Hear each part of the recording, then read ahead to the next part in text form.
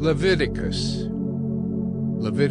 1. The Lord called Moses and spoke to him from the tent of meeting, saying, Speak to the people of Israel and say to them, When any one of you brings an offering to the Lord, you shall bring your offering of livestock from the herd or from the flock.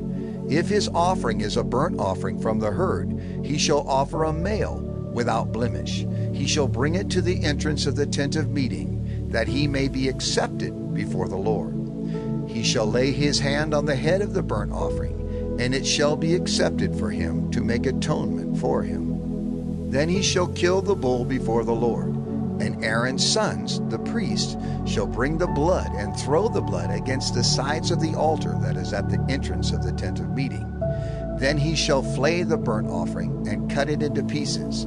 And the sons of Aaron, the priest, shall put fire on the altar and arrange wood on the fire. And Aaron's sons, the priests, shall arrange the pieces, the head and the fat on the wood that is on the fire on the altar. But its entrails and its legs he shall wash with water. And the priest shall burn all of it on the altar as a burnt offering, a food offering, with a pleasing aroma to the Lord. If his gift for a burnt offering is from the flock, from the sheep or goats, he shall bring a male without blemish, and he shall kill it on the north side of the altar before the Lord. And Aaron's sons, the priests, shall throw its blood against the sides of the altar. And he shall cut it into pieces, with its head and its fat, and the priest shall arrange them on the wood that is on the fire on the altar. But the entrails and the legs he shall wash with water, and the priest shall offer all of it and burn it on the altar. It is a burnt offering, a food offering with a pleasing aroma to the Lord. If his offering to the Lord is a burnt offering of birds, then he shall bring his offering of turtle doves or pigeons, and the priest shall bring it to the altar and wring off its head and burn it on the altar. Its blood shall be drained out on the side of the altar. He shall remove its crop with its contents and cast it beside the altar on the east side in the place for ashes. He shall tear it open by its wings, but shall not sever it completely. And the priest shall burn it on the altar, on the wood that is on the fire. It is a burnt offering, a food offering, with a pleasing aroma to the Lord. Leviticus 2. When anyone brings a grain offering as an offering to the Lord, his offering shall be of fine flour. He shall pour oil on it, and put frankincense on it, and bring it to Aaron's sons, the priests. And he shall take from it a handful of the fine flour and oil, with all of its frankincense, and the priest shall burn this as its memorial portion on the altar, a food offering, with a pleasing aroma to the Lord. But the rest of the grain offering shall be for Aaron and his sons. It is a most holy part of the Lord's food offerings. When you bring a grain offering baked in the oven as an offering, it shall be unleavened loaves of fine flour mixed with oil, or unleavened wafers smeared with oil. And if your offering is a grain offering baked on a griddle, it shall be of fine flour, unleavened, mixed with oil. You shall break it in pieces and pour oil on it. It is a grain offering. And if your offering is a grain offering cooked in a pan, it shall be made of fine flour with oil. And you shall bring the grain offering that is made of these things to the Lord. And when it is presented to the priest, he shall bring it to the altar. And the priest shall take from the grain offering its memorial portion, and burn this on the altar, a food offering with a pleasing aroma to the Lord. But the rest of the grain offering shall be for Aaron and his sons. It is a most holy part of the Lord's food offerings. No grain offering that you bring to the Lord shall be made with leaven, for you shall burn no leaven nor any honey as a food offering to the Lord. As an offering of firstfruits you may bring them to the Lord, but they shall not be offered on the altar for a pleasing aroma. You shall season all your grain offerings with salt. You shall not let the salt of the covenant with your God be missing from your grain offering. With all your offerings you shall offer salt. If you offer a grain offering of firstfruits to the Lord, you shall offer for the grain offering of your firstfruits fresh ears, roasted with fire, crushed new grain, and you shall put oil on it and lay frankincense on it. it is a grain offering. And the priest shall burn as its memorial portion some of the crushed grain, and some of the oil with all of its frankincense. It is a food offering to the Lord. Leviticus 3. If his offering is a sacrifice of peace offering, if he offers an animal from the herd, male or female, he shall offer it without blemish before the Lord. And he shall lay his hand on the head of his offering and kill it at the entrance of the tent of meeting. And Aaron's sons, the priests, shall throw the blood against the sides of the altar. And from the sacrifice of the peace offering, as a food offering to the Lord, he shall offer the fat covering the entrails, and all the fat that is on the entrails, and the 2 kidneys with the fat that is on them at the loins, and the long lobe of the liver, that he shall remove with the kidneys. Then Aaron's sons shall burn it on the altar on top of the burnt offering, which is on the wood on the fire. It is a food offering with a pleasing aroma to the Lord. If his offering for a sacrifice of peace offering to the Lord is an animal from the flock, male or female, he shall offer it without blemish. If he offers a lamb for his offering, then he shall offer it before the Lord. Lay his hand on the head of his offering, and kill it in front of the tent of meeting. And Aaron's sons shall throw its blood against the sides of the altar. Then from the sacrifice of the peace offering, he shall offer as a food offering to the Lord its fat. He shall remove the whole fat tail, cut off close to the backbone, and the fat that covers the entrails, and all the fat that is on the entrails, and the 2 kidneys with the fat that is on them at the loins, and the long lobe of the liver, that he shall remove with the kidneys. And the priest shall burn it on the altar as a food offering to the Lord. If his offering is a goat, then he shall offer it before the Lord, and lay his hand on its head and kill it in front of the tent of meeting. And the sons of Aaron shall throw its blood against the sides of the altar. Then he shall offer from it as his offering for a food offering to the Lord the fat covering the entrails, and all the fat that is on the entrails, and the 2 kidneys with the fat that is on them at the loins, and the long lobe of the liver, that he shall remove with the kidneys. And the priest shall burn them on the altar as a food offering with a pleasing aroma. All fat is the Lord's.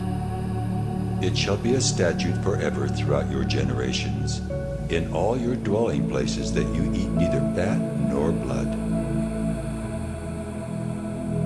Leviticus 4. And the Lord spoke to Moses, saying, Speak to the people of Israel, saying, If anyone sins unintentionally in any of the Lord's commandments about things not to be done, and does any one of them, if it is the anointed priest who sins, thus bringing guilt on the people, then he shall offer for the sin that he has committed a bull from the herd without blemish to the Lord for a sin offering. He shall bring the bull to the entrance of the tent of meeting before the Lord, and lay his hand on the head of the bull, and kill the bull before the Lord. And the anointed priest shall take some of the blood of the bull, and bring it into the tent of meeting.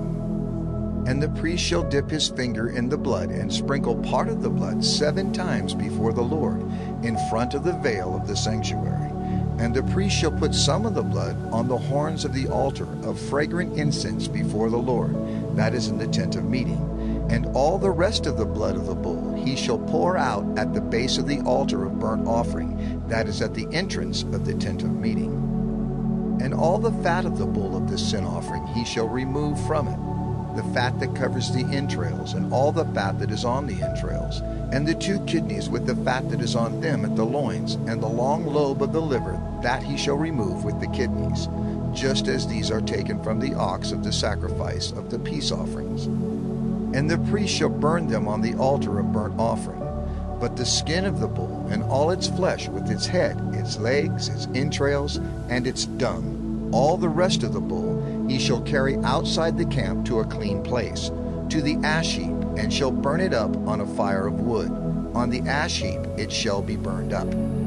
If the whole congregation of Israel sins unintentionally, and the thing is hidden from the eyes of the assembly, and they do any one of the things that by the Lord's commandments ought not to be done, and they realize their guilt, when the sin which they have committed becomes known, the assembly shall offer a bull from the herd for a sin offering, and bring it in front of the tent of meeting.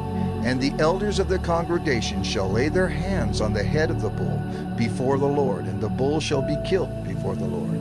Then the anointed priest shall bring some of the blood of the bull into the tent of meeting, and the priest shall dip his finger in the blood and sprinkle it 7 times before the Lord in front of the veil.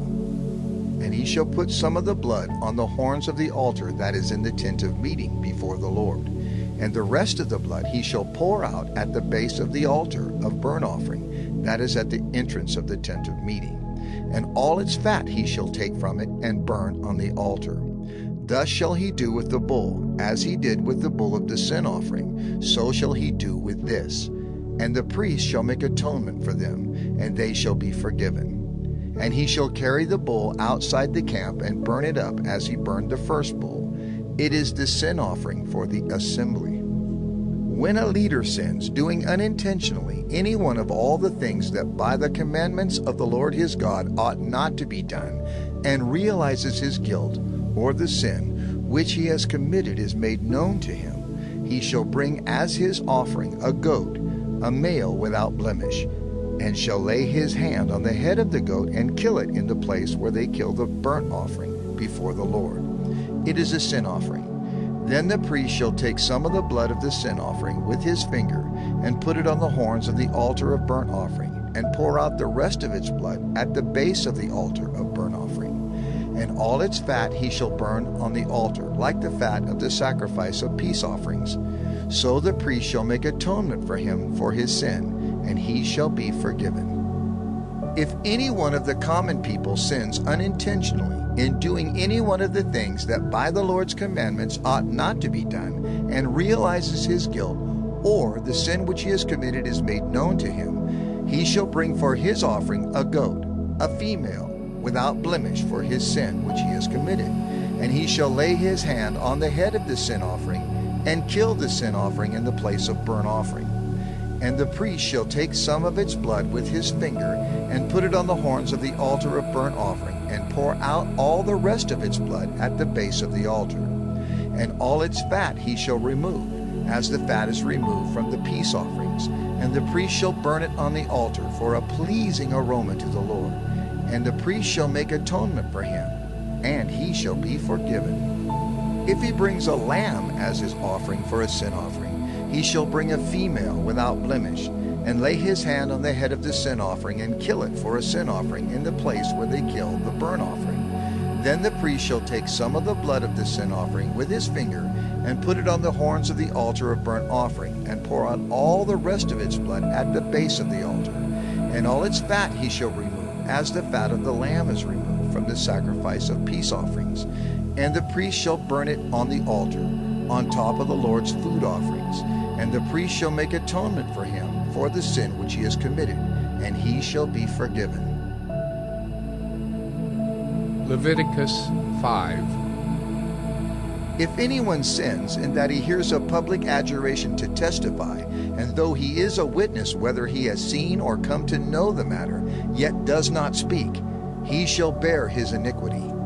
Or if anyone touches an unclean thing, whether a carcass of an unclean wild animal, or a carcass of unclean livestock, or a carcass of unclean swarming things, and it is hidden from him, and he has become unclean, and he realizes his guilt, or if he touches human uncleanness, of whatever sort the uncleanness may be with which one becomes unclean, and it is hidden from him, when he comes to know it and realizes his guilt, or if anyone utters with his lips a rash oath to do evil or to do good, any sort of rash oath that people swear, and it is hidden from him, when he comes to know it and he realizes his guilt in any of these. When he realizes his guilt in any of these and confesses the sin he has committed, he shall bring to the Lord as his compensation for the sin that he has committed a female from the flock, a lamb or a goat for a sin offering, and the priest shall make atonement for him for his sin. But if he cannot afford a lamb, then he shall bring to the Lord as his compensation for the sin that he has committed 2 turtle doves or 2 pigeons, one for a sin offering and the other for a burnt offering. He shall bring them to the priest, who shall offer first the one for the sin offering. He shall wring its head from its neck, but shall not sever it completely. And he shall sprinkle some of the blood of the sin offering on the side of the altar, while the rest of the blood shall be drained out at the base of the altar. It is a sin offering. Then he shall offer the second for a burnt offering according to the rule, and the priest shall make atonement for him for the sin that he has committed, and he shall be forgiven. But if he cannot afford 2 turtle doves or 2 pigeons, then he shall bring as his offering for the sin that he has committed 1/10 of an ephah of fine flour for a sin offering. He shall put no oil on it, and shall put no frankincense on it, for it is a sin offering.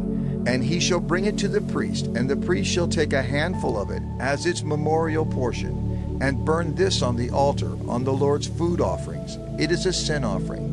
Thus the priest shall make atonement for him for the sin which he has committed in any one of these things, and he shall be forgiven. And the remainder shall be for the priest, as in the grain offering. The Lord spoke to Moses, saying, If anyone commits a breach of faith and sins unintentionally in any of the holy things of the Lord, he shall bring to the Lord as his compensation a ram without blemish out of the flock, valued in silver shekels, according to the shekel of the sanctuary, for a guilt offering.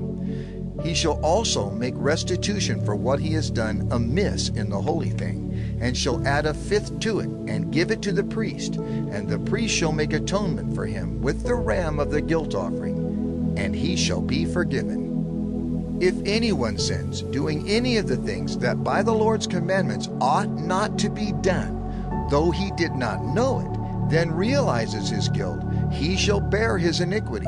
He shall bring to the priest a ram without blemish out of the flock, or its equivalent for a guilt offering.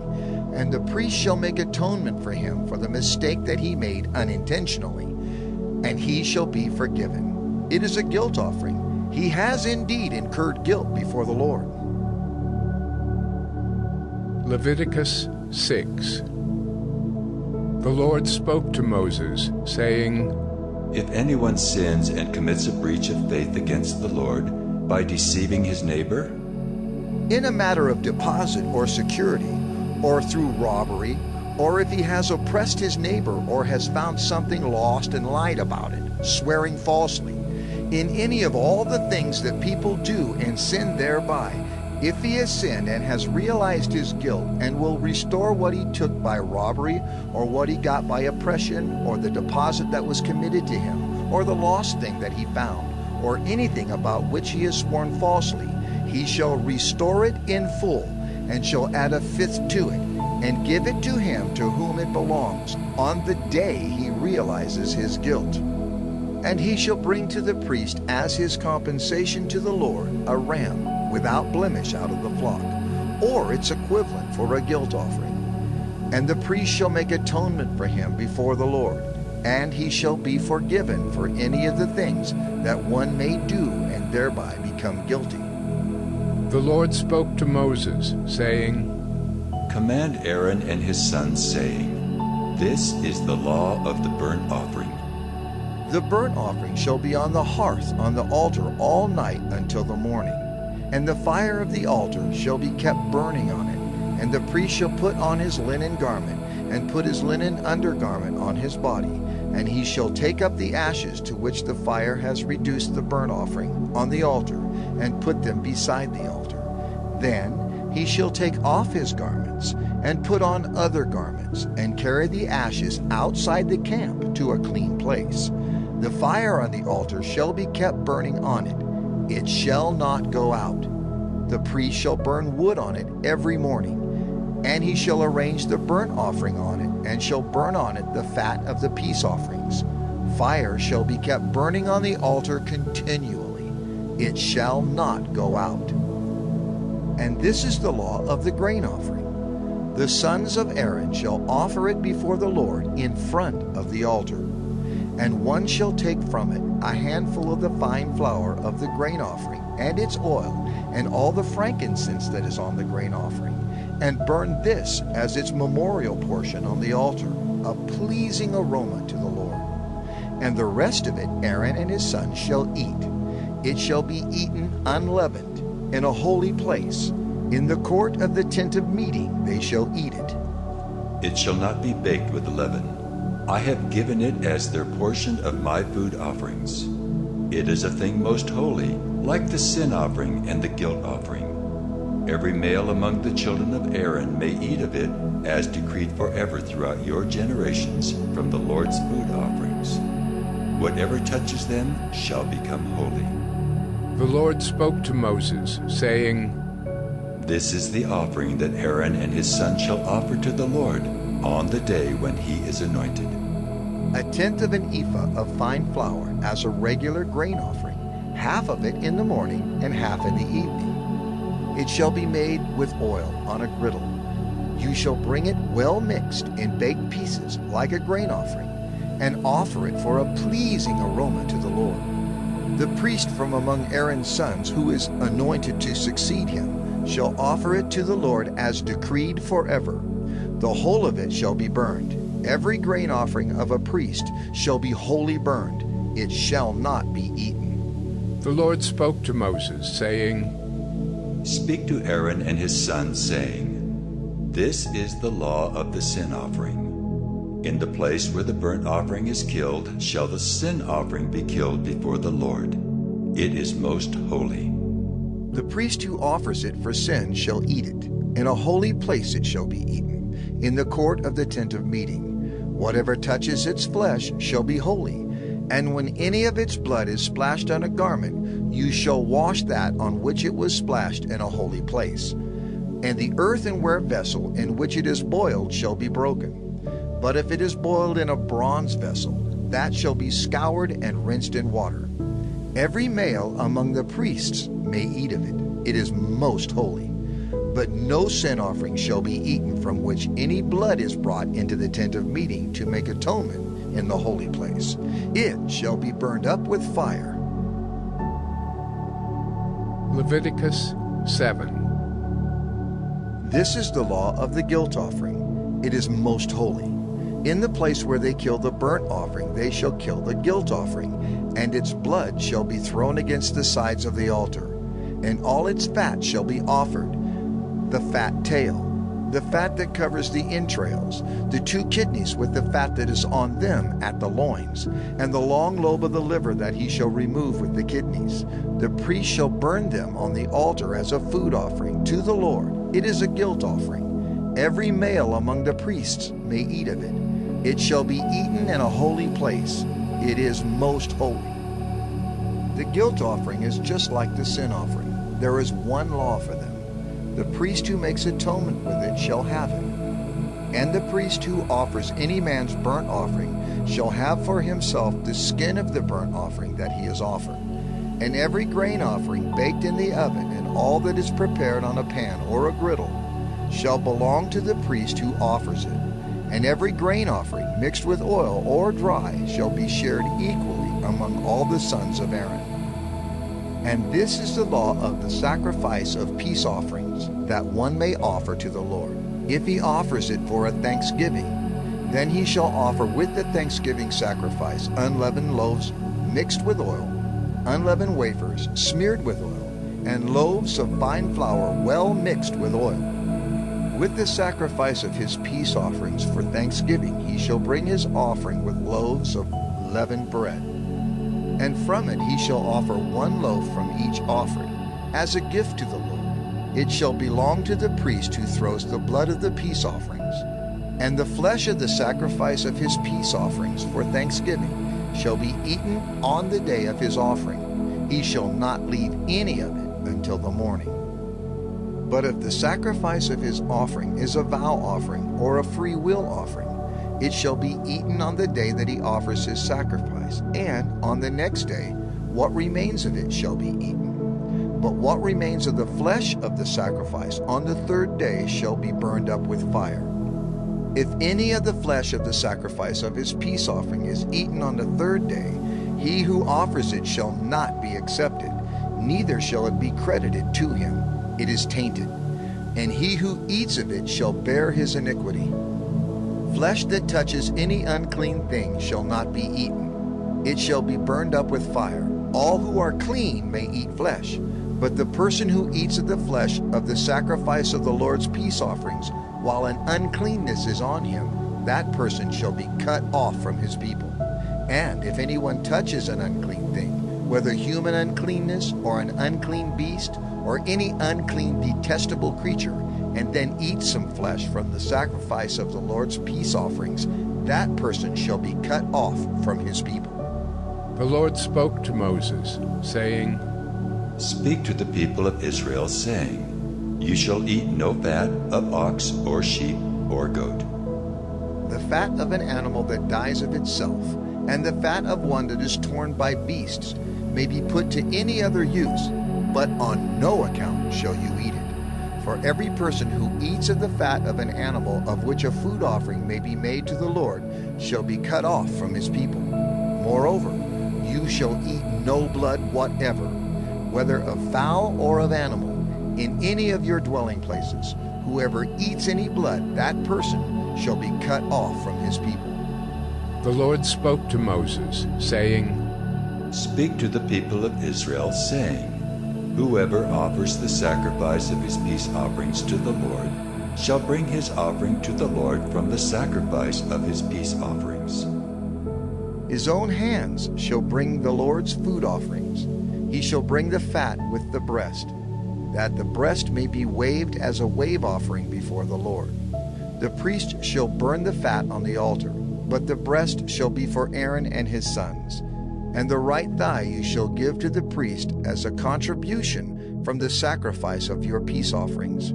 Whoever among the sons of Aaron offers the blood of the peace offerings and the fat shall have the right thigh for a portion. For the breast that is waved and the thigh that is contributed I have taken from the people of Israel out of the sacrifices of their peace offerings, and have given them to Aaron the priest and to his sons as a perpetual due from the people of Israel.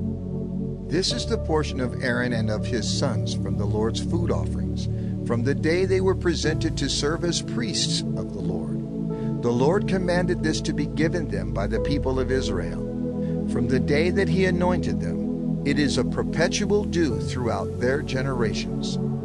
This is the law of the burnt offering, of the grain offering, of the sin offering, of the guilt offering, of the ordination offering, and of the peace offering, which the Lord commanded Moses on Mount Sinai on the day that he commanded the people of Israel to bring their offerings to the Lord in the wilderness of Sinai. Leviticus 8. The Lord spoke to Moses, saying, Take Aaron and his sons with him, and the garments and the anointing oil, and the bull of the sin offering, and the 2 rams and the basket of unleavened bread, and assemble all the congregation at the entrance of the tent of meeting. And Moses did as the Lord commanded him, and the congregation was assembled at the entrance of the tent of meeting. And Moses said to the congregation, This is the thing that the Lord has commanded to be done. And Moses brought Aaron and his sons and washed them with water. And he put the coat on him and tied the sash around his waist, and clothed him with the robe, and put the ephod on him, and tied the skillfully woven band of the ephod around him, binding it to him with the band. And he placed the breastpiece on him, and in the breastpiece he put the Urim and the Thummim. And he set the turban on his head, and on the turban in front he set the golden plate, the holy crown, as the Lord commanded Moses. Then Moses took the anointing oil and anointed the tabernacle and all that was in it, and consecrated them. And he sprinkled some of it on the altar 7 times, and anointed the altar and all its utensils, and the basin and its stand, to consecrate them. And he poured some of the anointing oil on Aaron's head, and anointed him to consecrate him. And Moses brought Aaron's sons, and clothed them with coats, and tied sashes around their waists, and bound caps on them, as the Lord commanded Moses. Then he brought the bull of the sin offering, and Aaron and his sons laid their hands on the head of the bull of the sin offering. And he killed it, And Moses took the blood, and with his finger put it on the horns of the altar around it, and purified the altar, and poured out the blood at the base of the altar, and consecrated it to make atonement for it. And he took all the fat that was on the entrails, and the long lobe of the liver, and the 2 kidneys with their fat, and Moses burned them on the altar. But the bull, and its skin, and its flesh, and its dung, he burned up with fire outside the camp, as the Lord commanded Moses. Then he presented the ram of the burnt offering, and Aaron and his sons laid their hands on the head of the ram, and he killed it. And Moses threw the blood against the sides of the altar. He cut the ram into pieces, and Moses burned the head and the pieces and the fat. He washed the entrails and the legs with water, and Moses burned the whole ram on the altar. It was a burnt offering with a pleasing aroma, a food offering for the Lord, as the Lord commanded Moses. Then he presented the other ram, the ram of ordination. And Aaron and his sons laid their hands on the head of the ram, and he killed it. And Moses took some of its blood and put it on the lobe of Aaron's right ear, and on the thumb of his right hand, and on the big toe of his right foot. Then he presented Aaron's sons, and Moses put some of the blood on the lobes of their right ears, and on the thumbs of their right hands, and on the big toes of their right feet. And Moses threw the blood against the sides of the altar. Then he took the fat and the fat tail, and all the fat that was on the entrails, and the long lobe of the liver, and the 2 kidneys with their fat, and the right thigh. And out of the basket of unleavened bread that was before the Lord, he took 1 unleavened loaf, and 1 loaf of bread with oil, and 1 wafer, and placed them on the pieces of fat and on the right thigh. And he put all these in the hands of Aaron and in the hands of his sons, and waved them as a wave offering before the Lord. Then Moses took them from their hands and burned them on the altar with the burnt offering. This was an ordination offering with a pleasing aroma, a food offering to the Lord. And Moses took the breast and waved it for a wave offering before the Lord. It was Moses' portion of the ram of ordination, as the Lord commanded Moses. Then Moses took some of the anointing oil and of the blood that was on the altar, and sprinkled it on Aaron and his garments, and also on his sons and his sons' garments. So he consecrated Aaron and his garments, and his sons' garments with him. And Moses said to Aaron and his sons, Boil the flesh at the entrance of the tent of meeting, and there eat it, and the bread that is in the basket of ordination offerings, as I commanded, saying, Aaron and his sons shall eat it, and what remains of the flesh and the bread you shall burn up with fire. And you shall not go outside the entrance of the tent of meeting for 7 days, until the days of your ordination are completed, for it will take 7 days to ordain you. As has been done today, the Lord has commanded to be done to make atonement for you. At the entrance of the tent of meeting you shall remain day and night for 7 days, performing what the Lord has charged, so that you do not die. For so I have been commanded. And Aaron and his sons did all the things that the Lord commanded by Moses. Leviticus 9. On the 8th day Moses called Aaron and his sons and the elders of Israel, and he said to Aaron, Take for yourself a bull calf for a sin offering, and a ram for a burnt offering, both without blemish, and offer them before the Lord, and say to the people of Israel, Take a male goat for a sin offering, and a calf and a lamb, both a year old without blemish, for a burnt offering, and an ox and a ram for peace offerings, to sacrifice before the Lord, and a grain offering mixed with oil. For today the Lord will appear to you. And they brought what Moses commanded in front of the tent of meeting, and all the congregation drew near and stood before the Lord. And Moses said, This is the thing that the Lord commanded you to do, that the glory of the Lord may appear to you. Then Moses said to Aaron, Draw near to the altar and offer your sin offering and your burnt offering, and make atonement for yourself and for the people, and bring the offering of the people and make atonement for them, as the Lord has commanded. So Aaron drew near to the altar and killed the calf of the sin offering, which was for himself. And the sons of Aaron presented the blood to him, and he dipped his finger in the blood, and put it on the horns of the altar, and poured out the blood at the base of the altar. But the fat and the kidneys and the long lobe of the liver from the sin offering he burned on the altar, as the Lord commanded Moses. The flesh and the skin he burned up with fire outside the camp.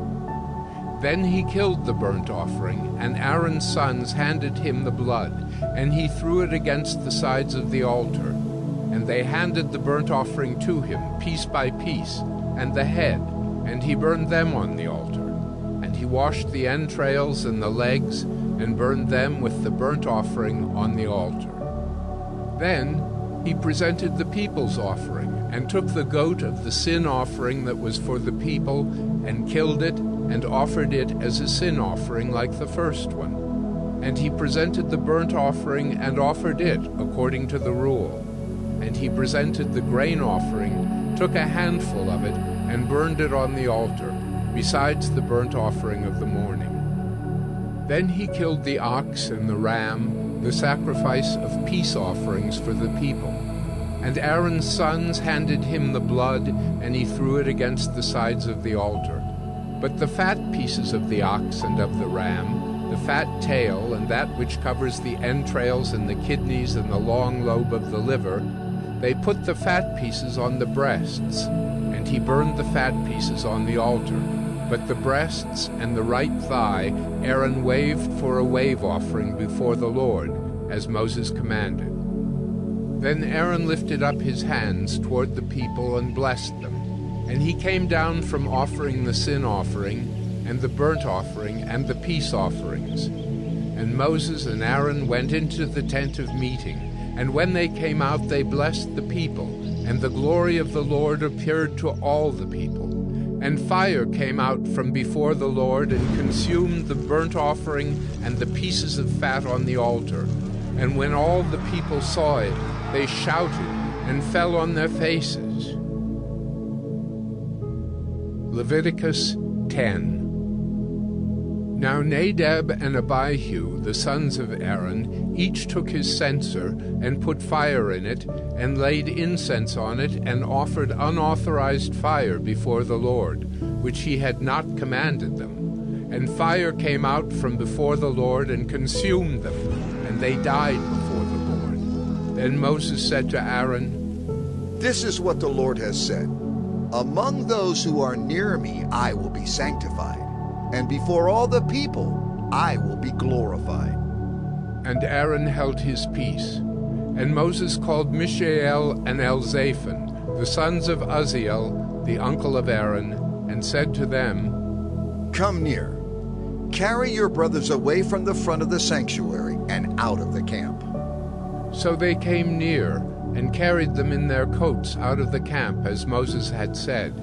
And Moses said to Aaron and to Eleazar and Ithamar, his sons, Do not let the hair of your heads hang loose, and do not tear your clothes, lest you die and wrath come upon all the congregation.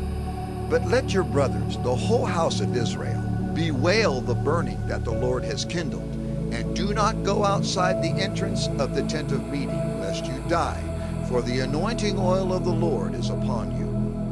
And they did according to the word of Moses. And the Lord spoke to Aaron, saying, Drink no wine or strong drink, you or your sons with you, when you go into the tent of meeting, lest you die. It shall be a statute forever throughout your generations.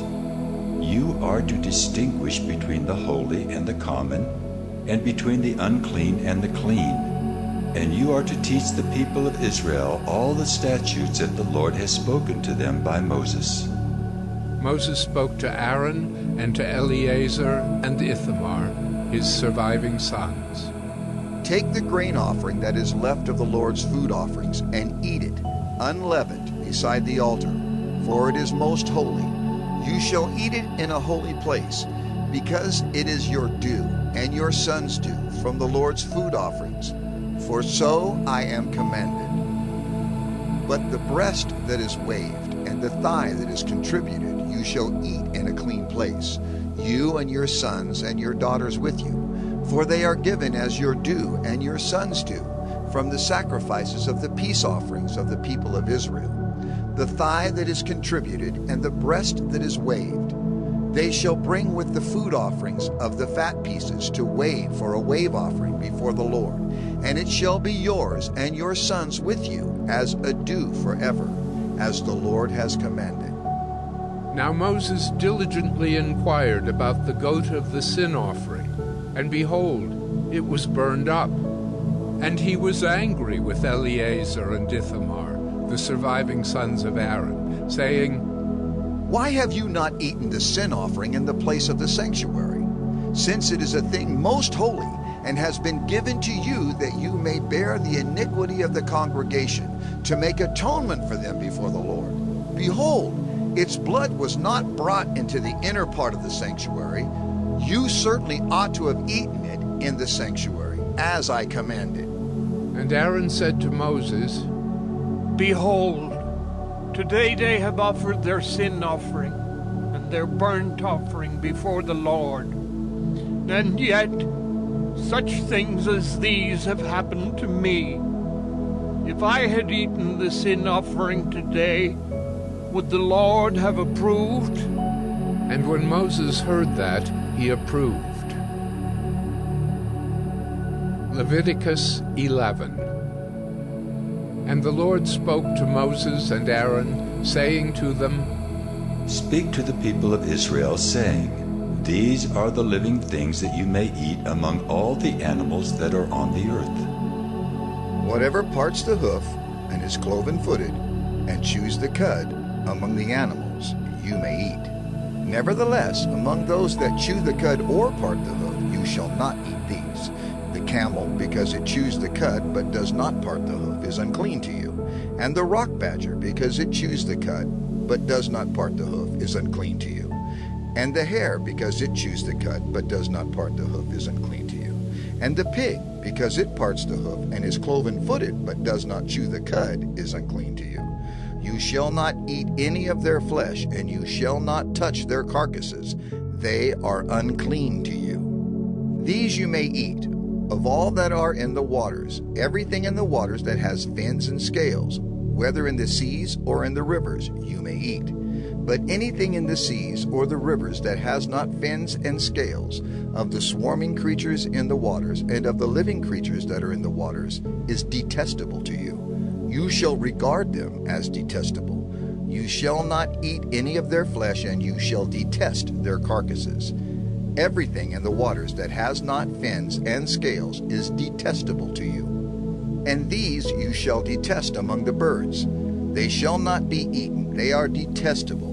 The eagle, the bearded vulture, the black vulture, the kite, the falcon of any kind, every raven of any kind, the ostrich, the nighthawk, the seagull, the hawk of any kind, the little owl, the cormorant, the short-eared owl, the barn owl, the tawny owl, the carrion vulture, the stork, the heron of any kind, the hoopoe, and the bat.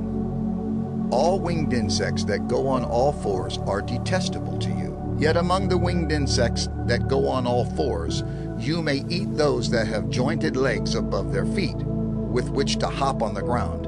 Of them you may eat the locust of any kind, the bald locust of any kind, the cricket of any kind, and the grasshopper of any kind. But all other winged insects that have 4 feet are detestable to you. And by these you shall become unclean. Whoever touches their carcass shall be unclean until the evening.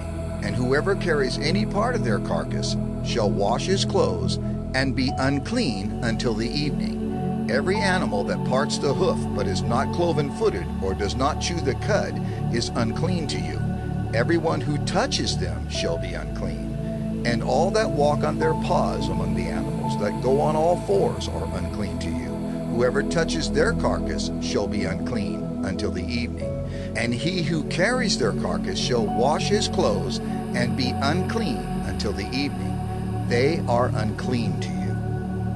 And these are unclean to you among the swarming things that swarm on the ground: the mole rat, the mouse, the great lizard of any kind, the gecko, the monitor lizard, the sand lizard, and the chameleon. These are unclean to you among all that swarm. Whoever touches them when they are dead shall be unclean until the evening. And anything on which any of them falls when they are dead shall be unclean. Whether it is an article of wood, or a garment, or a skin, or a sack, any article that is used for any purpose, it must be put into water, and it shall be unclean until the evening. Then it shall be clean. And if any of them falls into any earthenware vessel, all that is in it shall be unclean, and you shall break it. Any food in it that could be eaten, on which water comes, shall be unclean, and all drink that could be drunk from every such vessel shall be unclean. And everything on which any part of their carcass falls shall be unclean. Whether oven or stove, it shall be broken in pieces. They are unclean and shall remain unclean for you. Nevertheless, a spring or a cistern holding water shall be clean, but whoever touches a carcass in them shall be unclean. And if any part of their carcass falls upon any seed grain that is to be sown, it is clean. But if water is put on the seed, and any part of their carcass falls on it, it is unclean to you. And if any animal which you may eat dies, whoever touches its carcass shall be unclean until the evening. And whoever eats of his carcass shall wash his clothes and be unclean until the evening. And whoever carries the carcass shall wash his clothes and be unclean until the evening. Every swarming thing that swarms on the ground is detestable. It shall not be eaten. Whatever goes on its belly, and whatever goes on all fours, or whatever has many feet, any swarming thing that swarms on the ground you shall not eat, for they are detestable. You shall not make yourselves detestable with any swarming thing that swarms, and you shall not defile yourselves with them, and become unclean through them. For I am the Lord your God. Consecrate yourselves therefore, and be holy, for I am holy. You shall not defile yourselves with any swarming thing that crawls on the ground. For I am the Lord who brought you up out of the land of Egypt to be your God. You shall therefore be holy, for I am holy. This is the law about beast and bird, and every living creature that moves through the waters, and every creature that swarms on the ground, to make a distinction between the unclean and the clean, and between the living creature that may be eaten and the living creature that may not be eaten. Leviticus 12.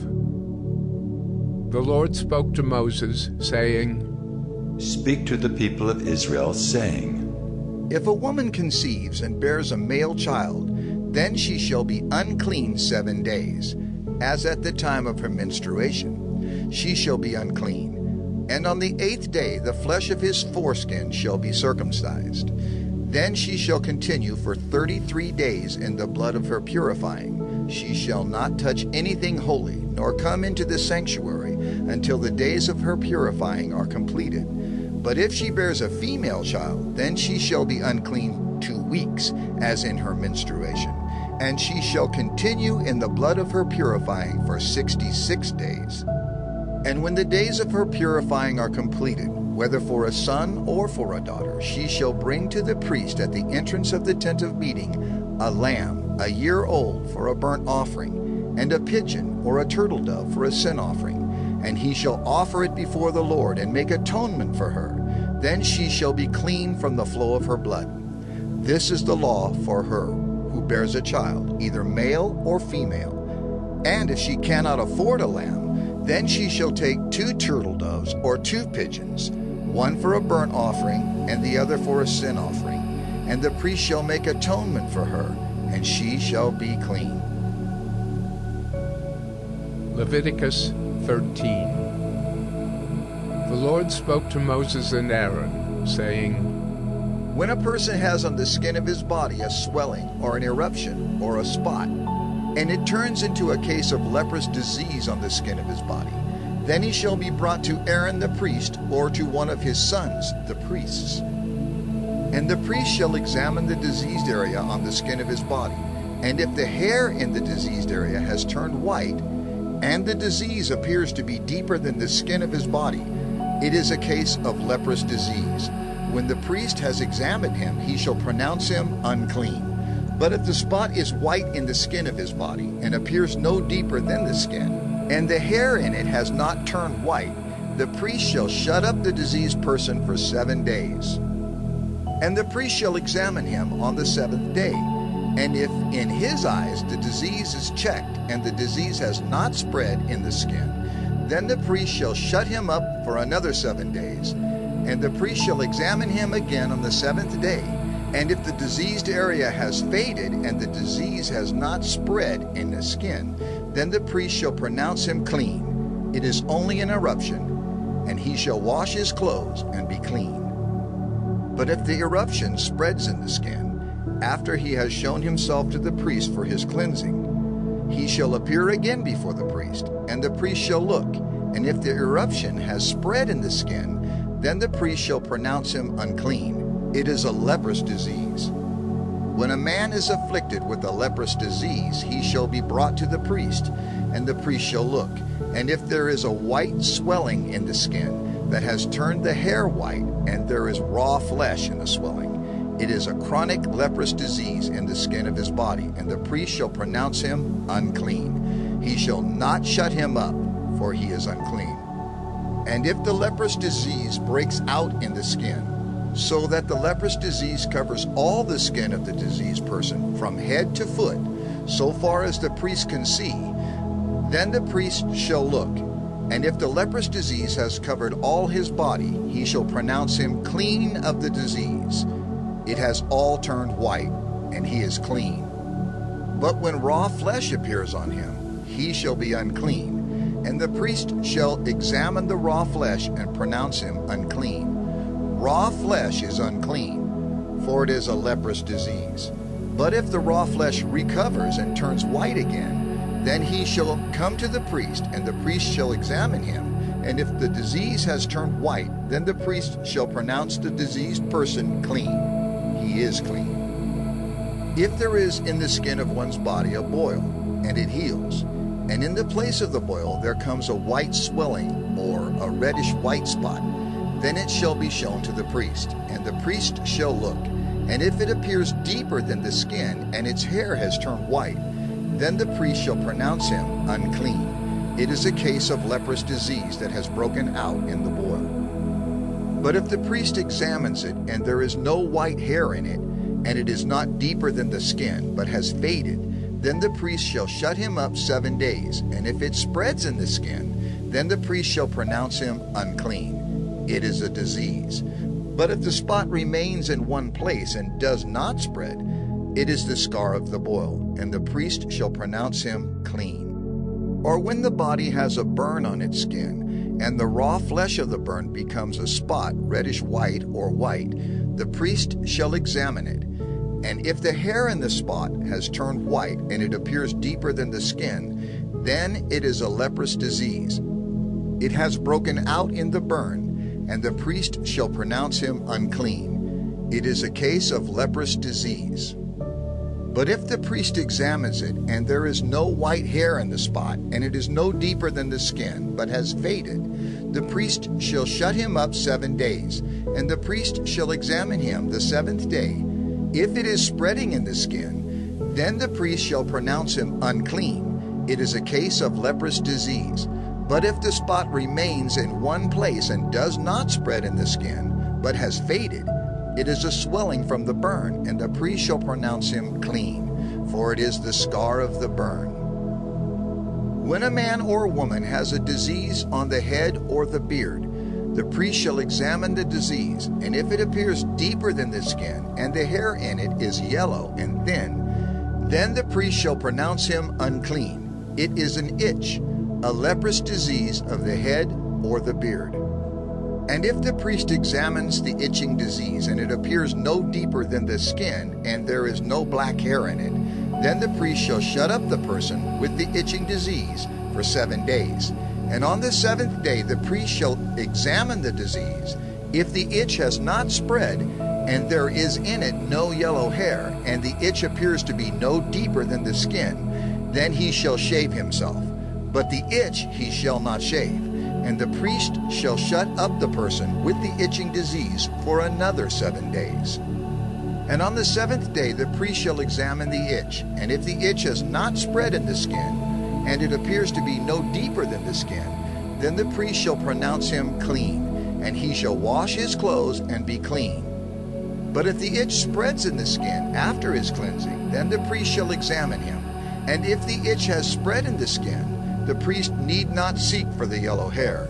He is unclean. But if in his eyes the itch is unchanged, and black hair has grown in it, the itch is healed, and he is clean, and the priest shall pronounce him clean. When a man or a woman has spots on the skin of the body, white spots, the priest shall look, and if the spots on the skin of the body are of a dull white, it is leukoderma that is broken out of the skin. He is clean. If a man's hair falls out from his head, he is bald. He is clean. And if a man's hair falls out from his forehead, he has baldness of the forehead. He is clean. But if there is on the bald head or the bald forehead a reddish-white diseased area, it is a leprous disease breaking out on his bald head or his bald forehead. Then the priest shall examine him. And if the diseased swelling is reddish-white on his bald head or on his bald forehead, like the appearance of leprous disease in the skin of the body, he is a leprous man. He is unclean. The priest must pronounce him unclean. His disease is on his head. The leprous person who has the disease shall wear torn clothes, and let the hair of his head hang loose. And he shall cover his upper lip and cry out, "Unclean, unclean!" He shall remain unclean as long as he has the disease. He is unclean. He shall live alone. His dwelling shall be outside the camp. When there is a case of leprous disease in a garment, whether a woolen or a linen garment, in warp or woof of linen or wool, or in a skin, or in anything made of skin, if the disease is greenish or reddish in the garment, or in the skin, or in the warp or the woof, or in any article made of skin, it is a case of leprous disease, and it shall be shown to the priest. And the priest shall examine the disease, and shut up that which has the disease for 7 days. Then he shall examine the disease on the 7th day. If the disease has spread in the garment, in the warp or the woof, or in the skin, whatever be the use of the skin, the disease is a persistent leprous disease. It is unclean. And he shall burn the garment, or the warp, or the woof, the wool, or the linen, or any article made of skin that is diseased, for it is a persistent leprous disease. It shall be burned in the fire. And if the priest examines, and if the disease has not spread in the garment, in the warp, or the woof, or in any article made of skin, then the priest shall command that they wash the thing in which is the disease, and he shall shut it up for another 7 days.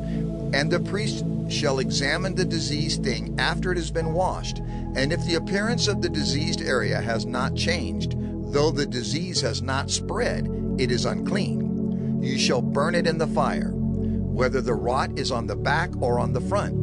But if the priest examines, and if the diseased area has faded after it has been washed, he shall tear it out of the garment, or the skin, or the warp, or the woof.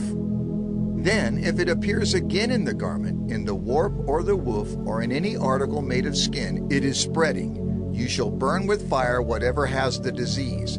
But the garment, or the warp, or the woof, or any article made of skin from which the disease departs, when you have washed it, shall then be washed a 2nd time and be clean. This is the law for a case of leprous disease in a garment of wool or linen, either in the warp or the woof, or in any article made of skin, to determine whether it is clean or unclean. Leviticus 14. The Lord spoke to Moses, saying, This shall be the law of the leprous person for the day of his cleansing. He shall be brought to the priest, and the priest shall go out of the camp, and the priest shall look. Then, if the case of leprous disease is healed in the leprous person, the priest shall command them to take for him who is to be cleansed 2 live clean birds, and cedar wood, and scarlet yarn, and hyssop. And the priest shall command them to kill one of the birds in an earthenware vessel over fresh water. He shall take the live bird with the cedar wood, and the scarlet yarn, and the hyssop, and dip them and the live bird in the blood of the bird that was killed over the fresh water. And he shall sprinkle it 7 times on him who is to be cleansed of the leprous disease. Then he shall pronounce him clean, and shall let the living bird go into the open field. And he who is to be cleansed shall wash his clothes, and shave off all his hair, and bathe himself in water, and he shall be clean. And after that he may come into the camp, but live outside his tent 7 days. And on the 7th day he shall shave off all his hair from his head, his beard, and his eyebrows. He shall shave off all his hair, and then he shall wash his clothes, and bathe his body in water, and he shall be clean. And on the 8th day he shall take 2 male lambs without blemish, and 1 ewe lamb a year old without blemish, and a grain offering of 3/10 of an ephah of fine flour mixed with oil, and 1 log of oil. And the priest who cleanses him shall set the man who is to be cleansed in these things before the Lord at the entrance of the tent of meeting. And the priest shall take 1 of the male lambs and offer it for a guilt offering, along with the log of oil, and wave them for a wave offering before the Lord. And he shall kill the lamb in the place where they kill the sin offering and the burnt offering, in the place of the sanctuary. For the guilt offering, like the sin offering, belongs to the priest. It is most holy. The priest shall take some of the blood of the guilt offering, and the priest shall put it on the lobe of the right ear of him who is to be cleansed, and on the thumb of his right hand, and on the big toe of his right foot. Then the priest shall take some of the log of oil, and pour it into the palm of his own left hand, and dip his right finger in the oil that is in his left hand, and sprinkle some oil with his finger 7 times before the Lord.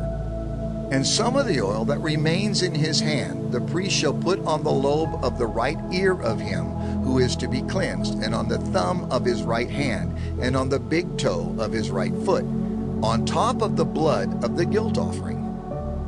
And the rest of the oil that is in the priest's hand he shall put on the head of him who is to be cleansed. Then the priest shall make atonement for him before the Lord. The priest shall offer the sin offering to make atonement for him who is to be cleansed from his uncleanness, and afterward he shall kill the burnt offering, and the priest shall offer the burnt offering and the grain offering on the altar. Thus the priest shall make atonement for him, and he shall be clean. But if he is poor and cannot afford so much, then he shall take 1 male lamb for a guilt offering to be waved, to make atonement for him, and 1/10 of an ephah of fine flour mixed with oil for a grain offering, and a log of oil. Also 2 turtle doves or 2 pigeons, whichever he can afford. The one shall be a sin offering, and the other a burnt offering. And on the 8th day he shall bring them for his cleansing to the priest, to the entrance of the tent of meeting, before the Lord. And the priest shall take the lamb of the guilt offering and the log of oil, and the priest shall wave them for a wave offering before the Lord. And he shall kill the lamb of the guilt offering, and the priest shall take some of the blood of the guilt offering, and put it on the lobe of the right ear of him who is to be cleansed, and on the thumb of his right hand, and on the big toe of his right foot. And the priest shall pour some of the oil into the palm of his own left hand, and shall sprinkle with his right finger some of the oil that is in his left hand 7 times before the Lord. And the priest shall put some of the oil that is in his hand on the lobe of the right ear of him who is to be cleansed, and on the thumb of his right hand, and on the big toe of his right foot, in the place where the blood of the guilt offering was put. And the rest of the oil that is in the priest's hand he shall put on the head of him who is to be cleansed, to make atonement for him before the Lord. And he shall offer of the turtle doves or pigeons, whichever he can afford, one for a sin offering and the other for a burnt offering, along with a grain offering. And the priest shall make atonement before the Lord for him who is being cleansed. This is the law for him in whom is a case of leprous disease, who cannot afford the offerings for his cleansing. The Lord spoke to Moses and Aaron, saying, When you come into the land of Canaan, which I give you for a possession, and I put a case of leprous disease in a house in the land of your possession, then he who owns the house shall come and tell the priest. There seems to me to be some case of disease in my house.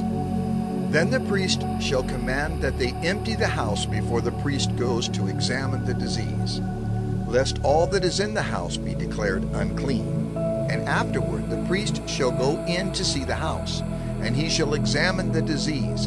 And if the disease is in the walls of the house with greenish or reddish spots, and if it appears to be deeper than the surface, then the priest shall go out of the house to the door of the house, and shut up the house 7 days.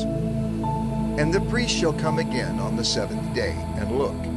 If the disease has spread in the walls of the house, then the priest shall command that they take out the stones in which is the disease, and throw them into an unclean place outside the city. And he shall have the inside of the house scraped all around, and the plaster that they scrape off they shall pour out in an unclean place outside the city. Then they shall take other stones and put them in the place of those stones, and he shall take other plaster and plaster the house. If the disease breaks out again in the house, after he has taken out the stones and scraped the house and plastered it, then the priest shall go and look, and if the disease has spread in the house, it is a persistent leprous disease in the house, it is unclean. And he shall break down the house, its stones and timber, and all the plaster of the house, and he shall carry them out of the city to an unclean place. Moreover, whoever enters the house while it is shut up shall be unclean until the evening. And whoever sleeps in the house shall wash his clothes, and whoever eats in the house shall wash his clothes. But if the priest comes and looks, and if the disease has not spread in the house after the house was plastered, then the priest shall pronounce the house clean, for the disease is healed. And for the cleansing of the house he shall take 2 small birds with cedar wood and scarlet yarn and hyssop, and shall kill one of the birds in an earthenware vessel over fresh water, and shall take the cedar wood and the hyssop and the scarlet yarn along with the live bird, and dip them in the blood of the bird that was killed, and in the fresh water, and sprinkle the house 7 times.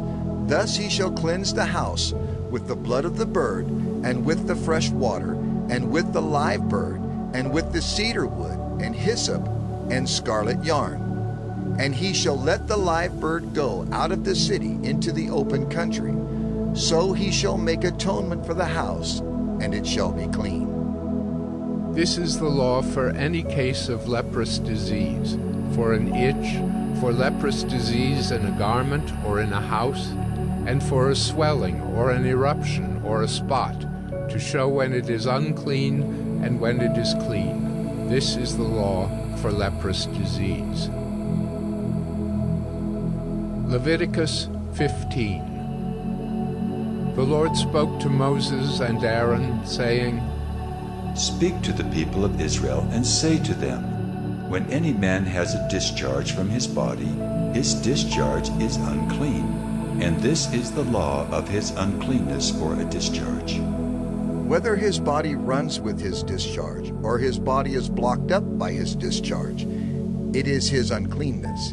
Every bed on which the one with the discharge lies shall be unclean, and everything on which he sits shall be unclean. And anyone who touches his bed shall wash his clothes and bathe himself in water, and be unclean until the evening. And whoever sits on anything on which the one with the discharge has sat shall wash his clothes and bathe himself in water, and be unclean until the evening. And whoever touches the body of the one with the discharge shall wash his clothes, and bathe himself in water, and be unclean until the evening. And if the one with the discharge spits on someone who is clean, then he shall wash his clothes, and bathe himself in water, and be unclean until the evening. And any saddle on which the one with the discharge rides shall be unclean, and whoever touches anything that was under him shall be unclean until the evening. And whoever carries such things shall wash his clothes, and bathe himself in water, and be unclean until the evening. Anyone whom the one with the discharge touches without having rinsed his hands in water shall wash his clothes, and bathe himself in water, and be unclean until the evening. And an earthenware vessel that the one with the discharge touches shall be broken, and every vessel of wood shall be rinsed in water. And when the one with the discharge is cleansed of his discharge, then he shall count for himself 7 days for his cleansing, and wash his clothes, and he shall bathe his body in fresh water, and shall be clean. And on the 8th day he shall take 2 turtle doves or 2 pigeons, and come before the Lord to the entrance of the tent of meeting, and give them to the priest. And the priest shall use them, one for a sin offering, and the other for a burnt offering. And the priest shall make atonement for him before the Lord for his discharge. If a man has an emission of semen, he shall bathe his whole body in water, and be unclean until the evening. And every garment and every skin on which the semen comes shall be washed with water, and be unclean until the evening. If a man lies with a woman and has an emission of semen, both of them shall bathe themselves in water, and be unclean until the evening. When a woman has a discharge, and the discharge in her body is blood, she shall be in her menstrual impurity for 7 days, and whoever touches her shall be unclean until the evening. And everything on which she lies during her menstrual impurity shall be unclean. Everything also on which she sits shall be unclean. And whoever touches her bed shall wash his clothes, and bathe himself in water, and be unclean until the evening. And whoever touches anything on which she sits shall wash his clothes, and bathe himself in water, and be unclean until the evening. Whether it is the bed or anything on which she sits, when he touches it, he shall be unclean until the evening. And if any man lies with her, and her menstrual impurity comes upon him, he shall be unclean 7 days, and every bed on which he lies shall be unclean. If a woman has a discharge of blood for many days, not at the time of her menstrual impurity, or if she has a discharge beyond the time of her impurity, all the days of the discharge she shall continue in uncleanness. As in the days of her impurity she shall be unclean. Every bed on which she lies, all the days of her discharge, shall be to her as the bed of her impurity, and everything on which she sits shall be unclean, as in the uncleanness of her menstrual impurity. And whoever touches these things shall be unclean, and shall wash his clothes, and bathe himself in water, and be unclean until the evening. But if she is cleansed of her discharge, she shall count for herself 7 days, and after that she shall be clean. And on the 8th day she shall take 2 turtle doves or 2 pigeons, and bring them to the priest to the entrance of the tent of meeting. And the priest shall use one for a sin offering, and the other for a burnt offering. And the priest shall make atonement for her before the Lord for her unclean discharge. Thus you shall keep the people of Israel separate from their uncleanness, lest they die in their uncleanness by defiling my tabernacle that is in their midst. This is the law for him who has a discharge, and for him who has an emission of semen, becoming unclean thereby. Also for her who is unwell with her menstrual impurity, that is, for anyone, male or female, who has a discharge, and for the man who lies with a woman who is unclean. Leviticus 16. The Lord spoke to Moses after the death of the two sons of Aaron, when they drew near before the Lord and died. And the Lord said to Moses, Tell Aaron your brother not to come at any time into the holy place inside the veil before the mercy seat that is on the ark, so that he may not die. For I will appear in the cloud over the mercy seat. But in this way Aaron shall come into the holy place. With a bull from the herd for a sin offering, and a ram for a burnt offering, he shall put on the holy linen coat, and shall have the linen undergarment on his body, and he shall tie the linen sash around his waist, and wear the linen turban. These are the holy garments. He shall bathe his body in water, and then put them on. And he shall take from the congregation of the people of Israel 2 male goats for a sin offering, and 1 ram for a burnt offering. Aaron shall offer the bull as a sin offering for himself, and shall make atonement for himself and for his house. Then he shall take the 2 goats and set them before the Lord at the entrance of the tent of meeting. And Aaron shall cast lots over the 2 goats, 1 lot for the Lord, and the other lot for Azazel. And Aaron shall present the goat on which the lot fell for the Lord, and use it as a sin offering. But the goat on which the lot fell for Azazel shall be presented alive before the Lord, to make atonement over it, that it may be sent away into the wilderness to Azazel. Aaron shall present the bull as a sin offering for himself, and shall make atonement for himself and for his house. He shall kill the bull as a sin offering for himself, and he shall take a censer full of coals of fire from the altar before the Lord, and 2 handfuls of sweet incense, beaten small, and he shall bring it inside the veil, and put the incense on the fire before the Lord, that the cloud of the incense may cover the mercy seat, that is, over the testimony, so that he does not die. And he shall take some of the blood of the bull, and sprinkle it with his finger on the front of the mercy seat, on the east side, and in front of the mercy seat he shall sprinkle some of the blood with his fingers 7 times. Then he shall kill the goat of the sin offering, that is for the people, and bring its blood inside the veil, and do with its blood as he did with the blood of the bull, sprinkling it over the mercy seat and in front of the mercy seat. Thus he shall make atonement for the holy place, because of the uncleannesses of the people of Israel, and because of their transgressions, all their sins, and so he shall do for the tent of meeting, which dwells with them in the midst of their uncleannesses. No one may be in the tent of meeting from the time he enters to make atonement in the holy place, until he comes out and has made atonement for himself and for his house and for all the assembly of Israel. Then he shall go out to the altar that is before the Lord, and make atonement for it, and shall take some of the blood of the bull and some of the blood of the goat, and put it on the horns of the altar all around. And he shall sprinkle some of the blood on it with his finger 7 times, and cleanse it and consecrate it from the uncleannesses of the people of Israel. And when he has made an end of atoning for the holy place and the tent of meeting and the altar, he shall present the live goat. And Aaron shall lay both his hands on the head of the live goat, and confess over it all the iniquities of the people of Israel, and all their transgressions, all their sins. And he shall put them on the head of the goat, and send it away into the wilderness by the hand of a man who is in readiness. The goat shall bear all their iniquities on itself to a remote area, and he shall let the goat go free in the wilderness.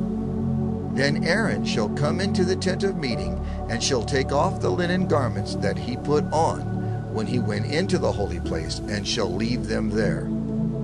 And he shall bathe his body in water in a holy place, and put on his garments, and come out and offer his burnt offering, and the burnt offering of the people, and make atonement for himself and for the people. And the fat of the sin offering he shall burn on the altar. And he who lets the goat go to Azazel shall wash his clothes and bathe his body in water, and afterward he may come into the camp. And the bull for the sin offering and the goat for the sin offering, whose blood was brought in to make atonement in the holy place, shall be carried outside the camp, their skin and their flesh and their dung shall be burned up with fire. And he who burns them shall wash his clothes and bathe his body in water, and afterward he may come into the camp. And it shall be a statute to you forever, that in the 7th month, on the 10th day of the month, you shall afflict yourselves, and shall do no work, either the native or the stranger, who sojourns among you. For on this day shall atonement be made for you, to cleanse you. You shall be clean before the Lord from all your sins. It is a Sabbath of solemn rest to you, and you shall afflict yourselves. It is a statute forever. And the priest, who is anointed and consecrated as priest in his father's place, shall make atonement, wearing the holy linen garments. He shall make atonement for the holy sanctuary, and he shall make atonement for the tent of meeting, and for the altar, and he shall make atonement for the priests, and for all the people of the assembly. And this shall be a statute forever for you, that atonement may be made for the people of Israel, once in the year, because of all their sins. And Moses did as the Lord commanded him. Leviticus 17. And the Lord spoke to Moses, saying, Speak to Aaron and his sons and to all the people of Israel, and say to them, This is the thing that the Lord has commanded.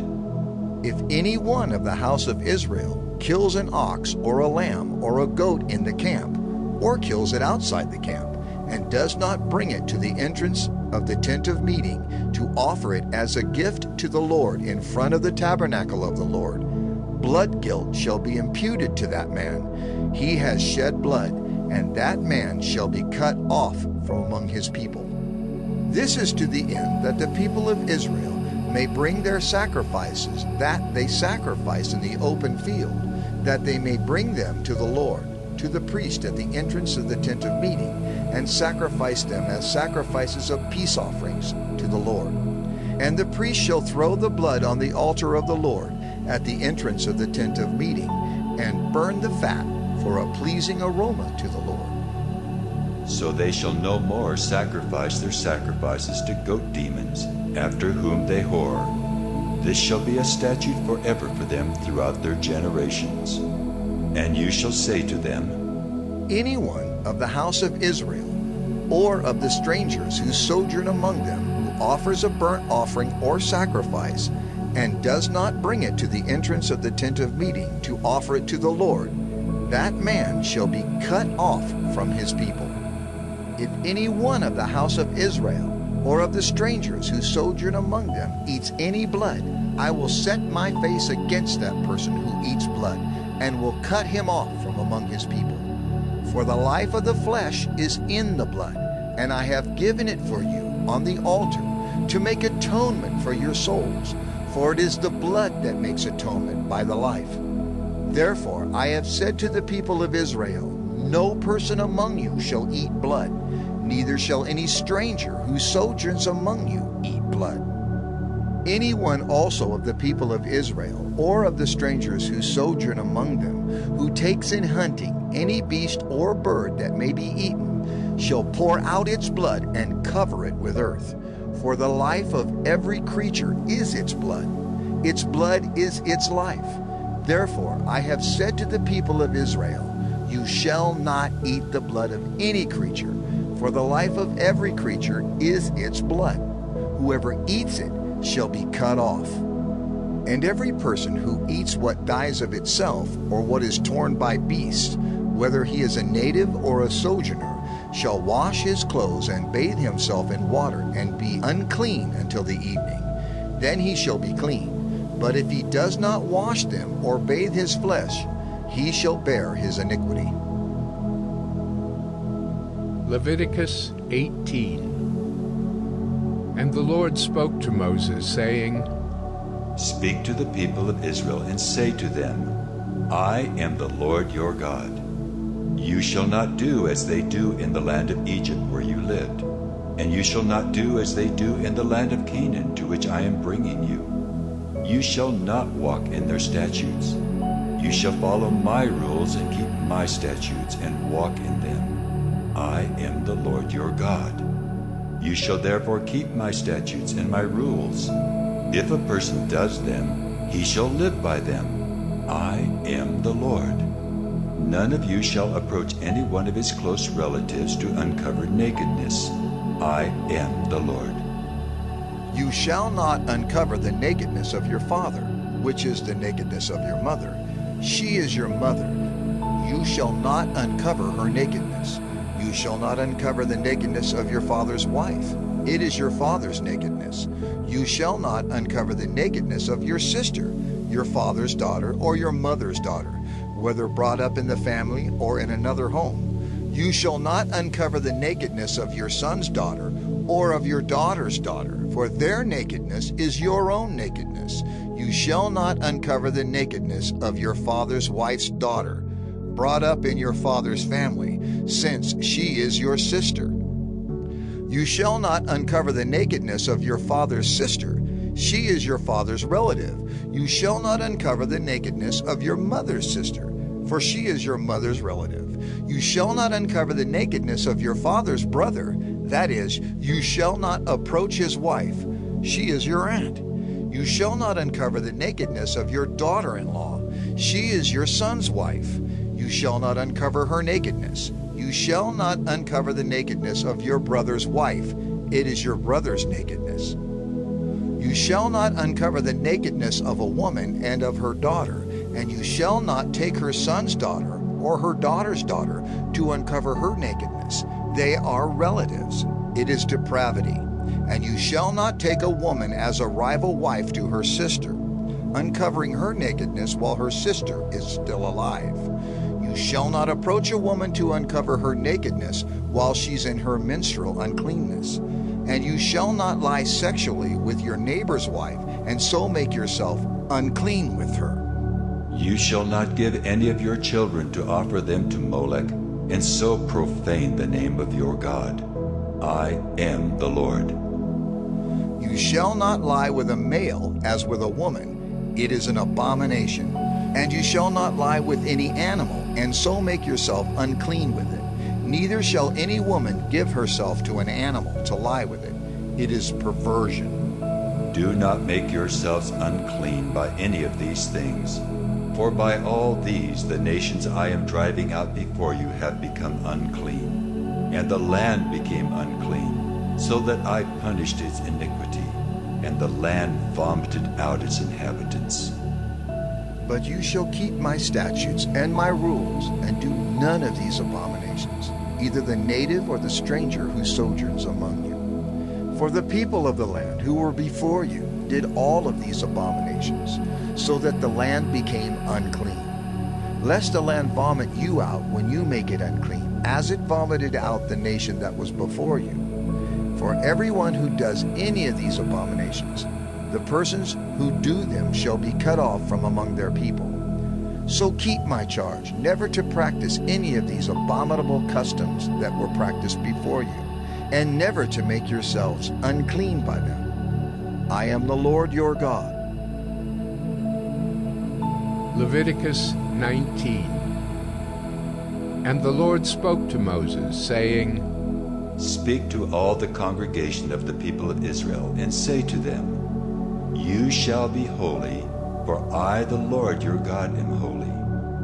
Every one of you shall revere his mother and his father, and you shall keep my Sabbaths. I am the Lord your God. Do not turn to idols or make for yourselves any gods of cast metal. I am the Lord your God. When you offer a sacrifice of peace offerings to the Lord, you shall offer it so that you may be accepted. It shall be eaten the same day you offer it, or on the day after. And anything left over until the third day shall be burned up with fire. If it is eaten at all on the third day, it is tainted. It will not be accepted. And everyone who eats it shall bear his iniquity, because he has profaned what is holy to the Lord, and that person shall be cut off from his people. When you reap the harvest of your land, you shall not reap your field right up to its edge, neither shall you gather the gleanings after your harvest. And you shall not strip your vineyard bare, neither shall you gather the fallen grapes of your vineyard. You shall leave them for the poor and for the sojourner. I am the Lord your God. You shall not steal. You shall not deal falsely. You shall not lie to one another. You shall not swear by my name falsely, and so profane the name of your God. I am the Lord. You shall not oppress your neighbor or rob him. The wages of a hired servant shall not remain with you all night until the morning. You shall not curse the deaf or put a stumbling block before the blind, but you shall fear your God. I am the Lord. You shall do no injustice in court. You shall not be partial to the poor or defer to the great, but in righteousness shall you judge your neighbor. You shall not go around as a slanderer among your people, and you shall not stand up against the life of your neighbor. I am the Lord. You shall not hate your brother in your heart, but you shall reason frankly with your neighbor, lest you incur sin because of him. You shall not take vengeance or bear a grudge against the sons of your own people, but you shall love your neighbor as yourself. I am the Lord. You shall keep my statutes. You shall not let your cattle breed with a different kind. You shall not sow your field with two kinds of seed, nor shall you wear a garment of cloth made of two kinds of material. If a man lies sexually with a woman who is a slave assigned to another man and not yet ransomed or given her freedom, a distinction shall be made. They shall not be put to death because she was not free, but he shall bring his compensation to the Lord, to the entrance of the tent of meeting, a ram for a guilt offering. And the priest shall make atonement for him with the ram of the guilt offering before the Lord for his sin that he has committed, and he shall be forgiven for the sin that he has committed. When you come into the land and plant any kind of tree for food, then you shall regard its fruit as forbidden. 3 years it shall be forbidden to you. It must not be eaten. And in the 4th year all its fruit shall be holy, an offering of praise to the Lord. But in the 5th year you may eat of its fruit, to increase its yield for you. I am the Lord your God. You shall not eat any flesh with the blood in it. You shall not interpret omens or tell fortunes. You shall not round off the hair on your temples or mar the edges of your beard. You shall not make any cuts on your body for the dead, or tattoo yourselves. I am the Lord. Do not profane your daughter by making her a prostitute, lest the land fall into prostitution and the land become full of depravity. You shall keep my Sabbaths and reverence my sanctuary. I am the Lord. Do not turn to mediums or necromancers. Do not seek them out and so make yourselves unclean by them. I am the Lord your God. You shall stand up before the gray head and honor the face of an old man, and you shall fear your God. I am the Lord. When a stranger sojourns with you in your land, you shall not do him wrong. You shall treat the stranger who sojourns with you as the native among you, and you shall love him as yourself, for you were strangers in the land of Egypt. I am the Lord your God. You shall do no wrong in judgment in measures of length or weight or quantity. You shall have just balances, just weights, a just ephah, and a just hin. I am the Lord your God who brought you out of the land of Egypt. And you shall observe all my statutes and all my rules and do them. I am the Lord. Leviticus 20. The Lord spoke to Moses, saying, Say to the people of Israel, any one of the people of Israel or of the strangers who sojourn in Israel, who gives any of his children to Molech, shall surely be put to death. The people of the land shall stone him with stones. I myself will set my face against that man, and will cut him off from among his people, because he has given one of his children to Molech, to make my sanctuary unclean, and to profane my holy name. And if the people of the land do at all close their eyes to that man, when he gives one of his children to Molech, and do not put him to death, then I will set my face against that man and against his clan, and will cut them off from among their people, him and all who follow him in whoring after Molech.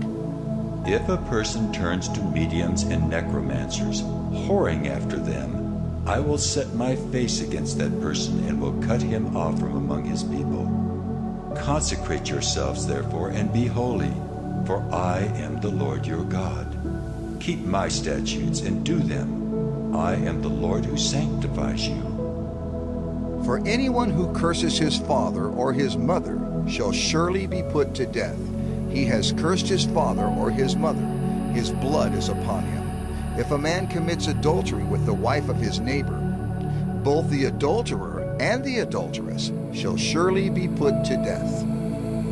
If a man lies with his father's wife, he has uncovered his father's nakedness. Both of them shall surely be put to death.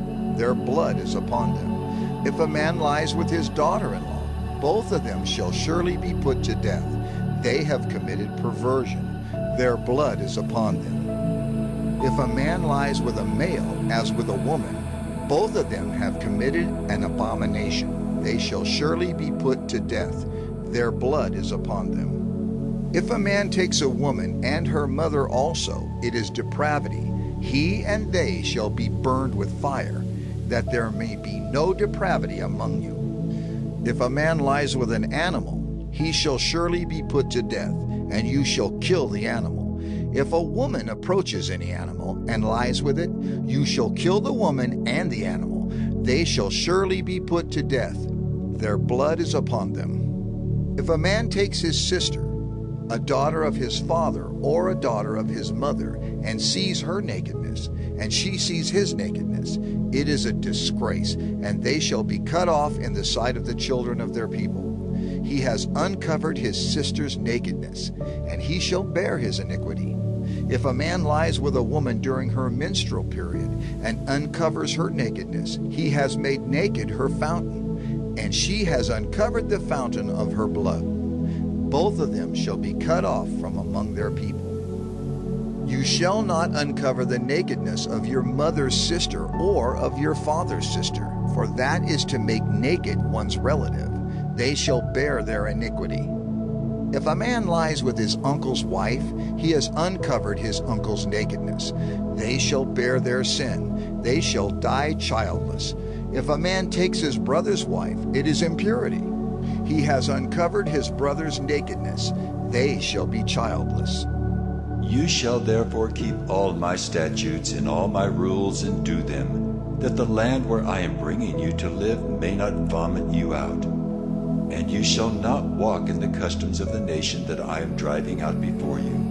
For they did all these things, and therefore I detested them. But I have said to you, you shall inherit their land, and I will give it to you to possess, a land flowing with milk and honey. I am the Lord your God, who has separated you from the peoples.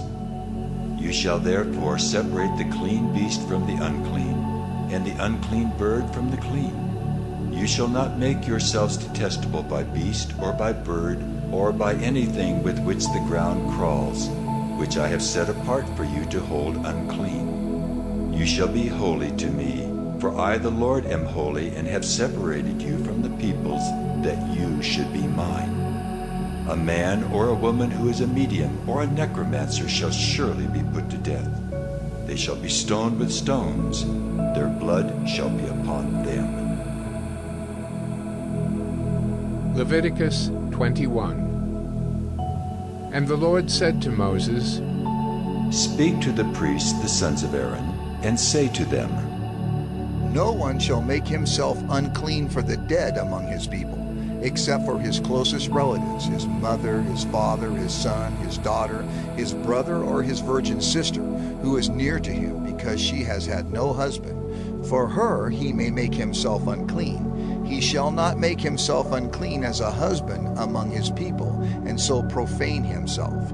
They shall not make bald patches on their heads, nor shave off the edges of their beards, nor make any cuts on their body. They shall be holy to their God, and not profane the name of their God.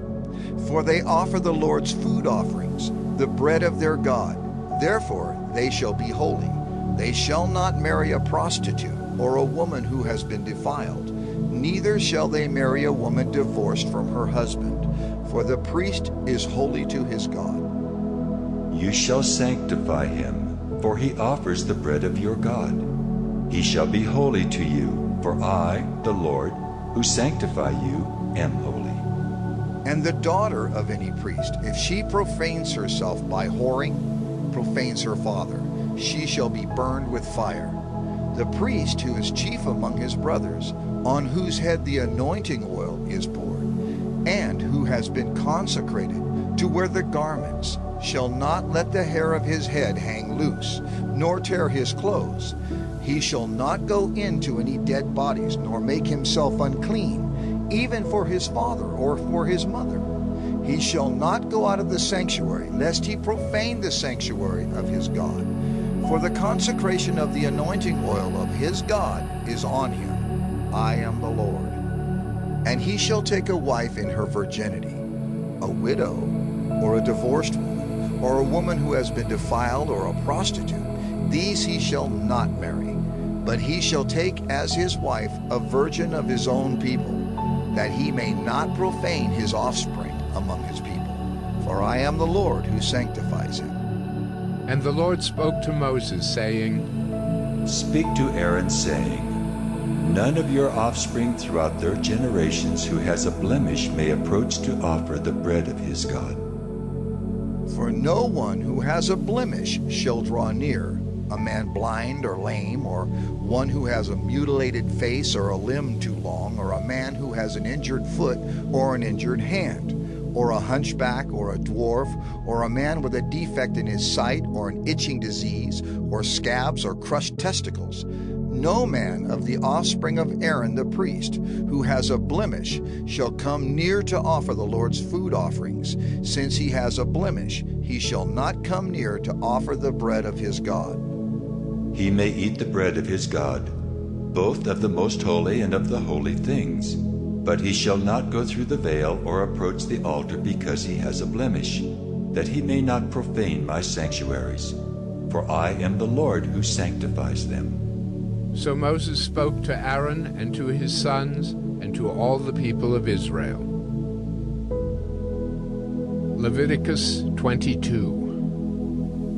And the Lord spoke to Moses, saying, Speak to Aaron and his sons, so that they abstain from the holy things of the people of Israel, which they dedicate to me, so that they do not profane my holy name. I am the Lord. Say to them, If any one of all your offspring throughout your generations approaches the holy things that the people of Israel dedicate to the Lord while he has an uncleanness, that person shall be cut off from my presence. I am the Lord.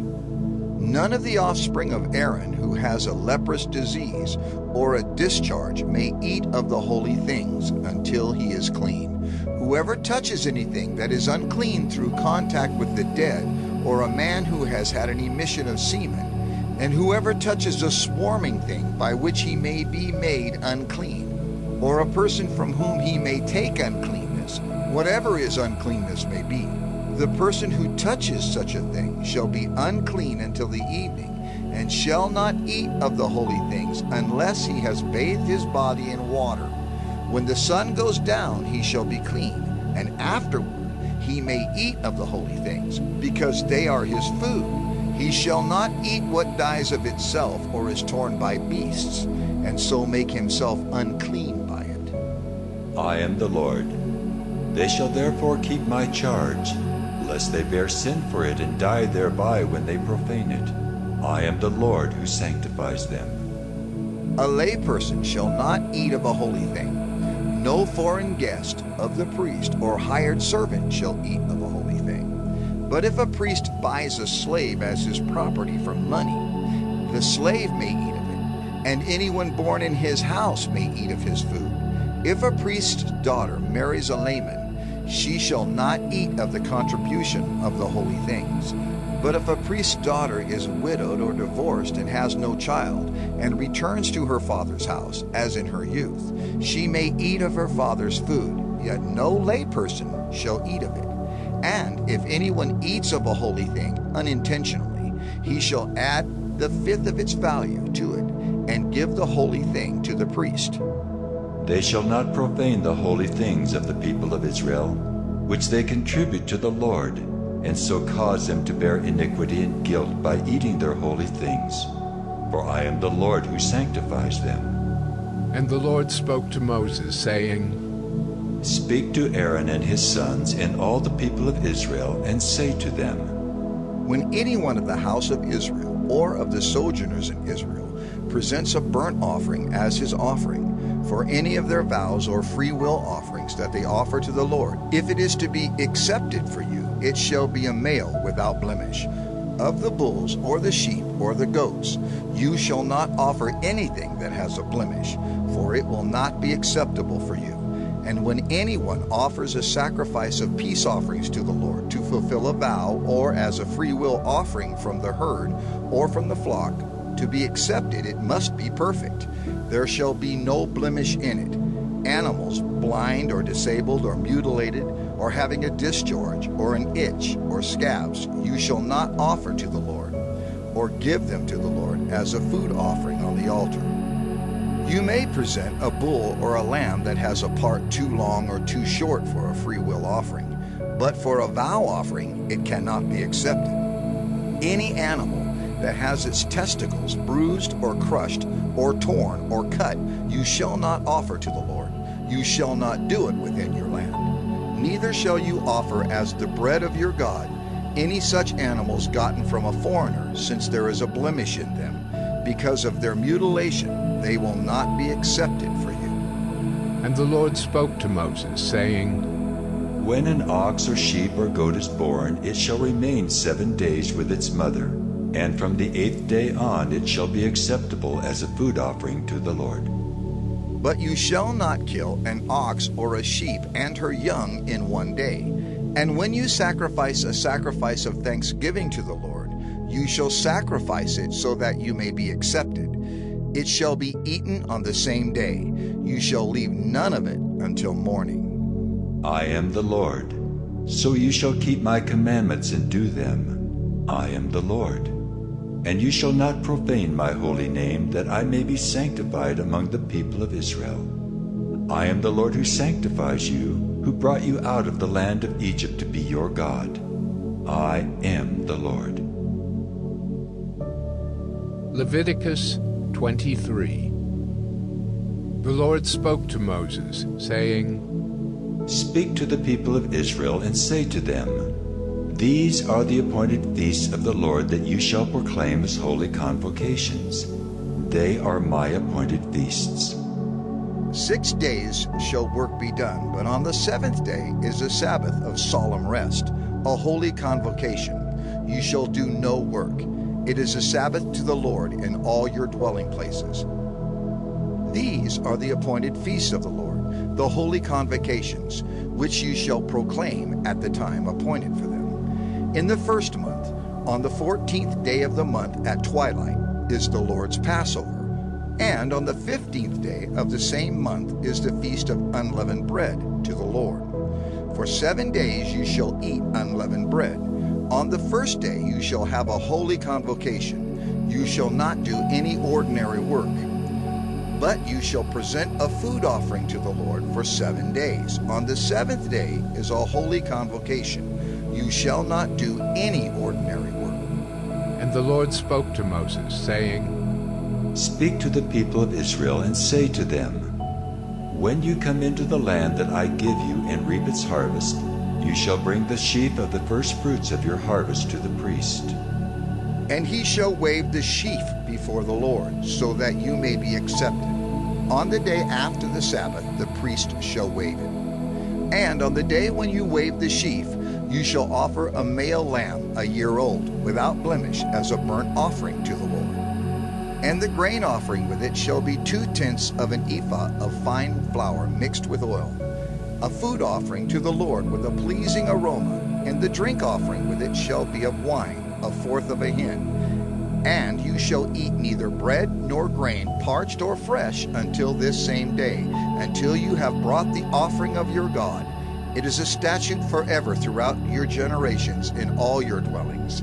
You shall count 7 full weeks from the day after the Sabbath, from the day that you brought the sheaf of the wave offering. You shall count 50 days to the day after the 7th Sabbath.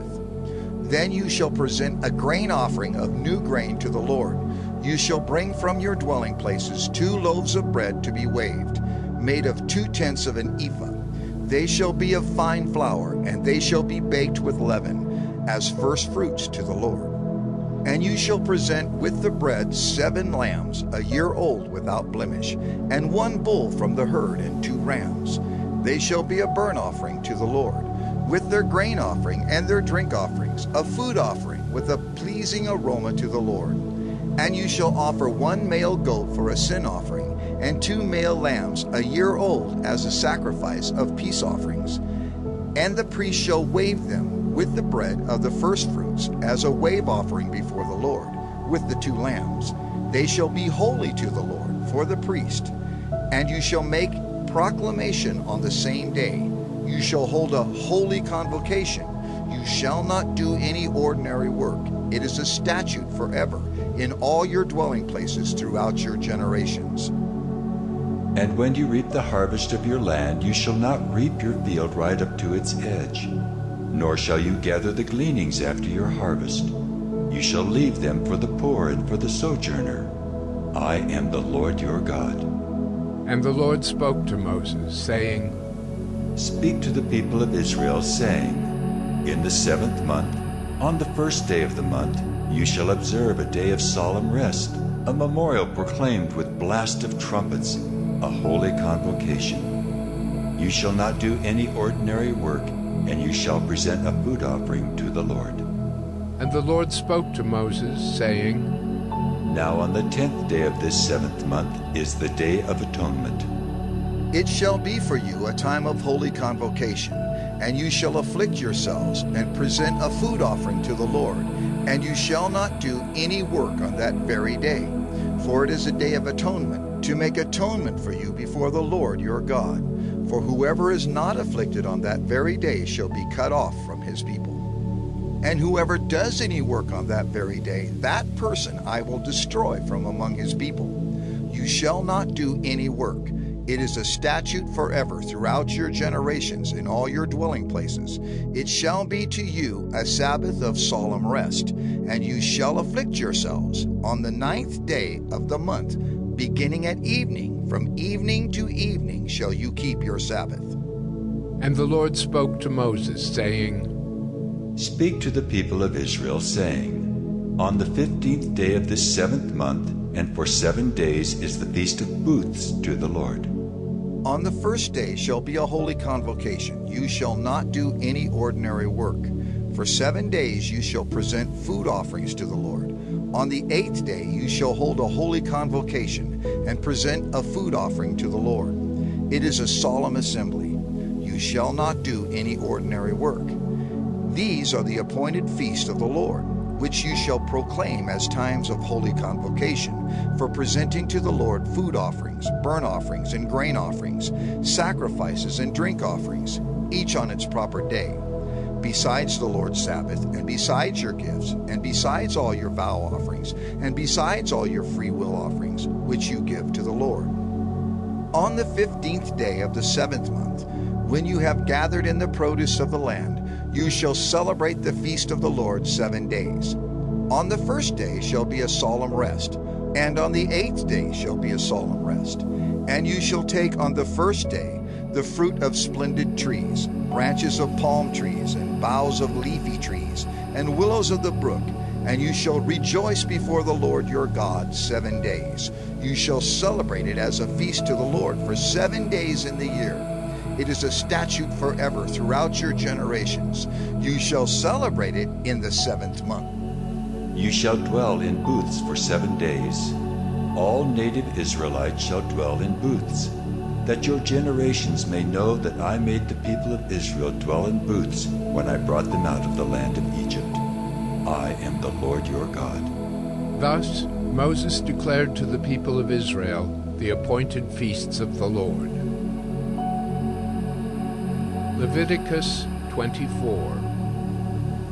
The Lord spoke to Moses, saying, Command the people of Israel to bring you pure oil from beaten olives for the lamp, that a light may be kept burning regularly.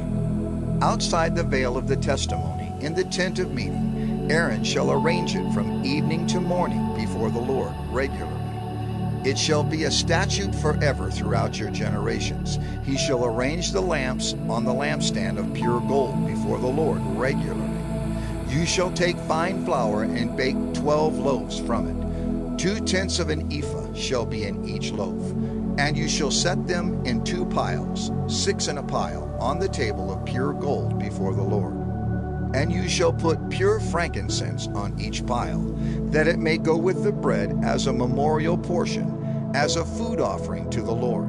Every Sabbath day Aaron shall arrange it before the Lord regularly. It is from the people of Israel as a covenant forever. And it shall be for Aaron and his sons, and they shall eat it in a holy place, since it is for him a most holy portion out of the Lord's food offerings, a perpetual due. Now an Israelite woman's son, whose father was an Egyptian, went out among the people of Israel.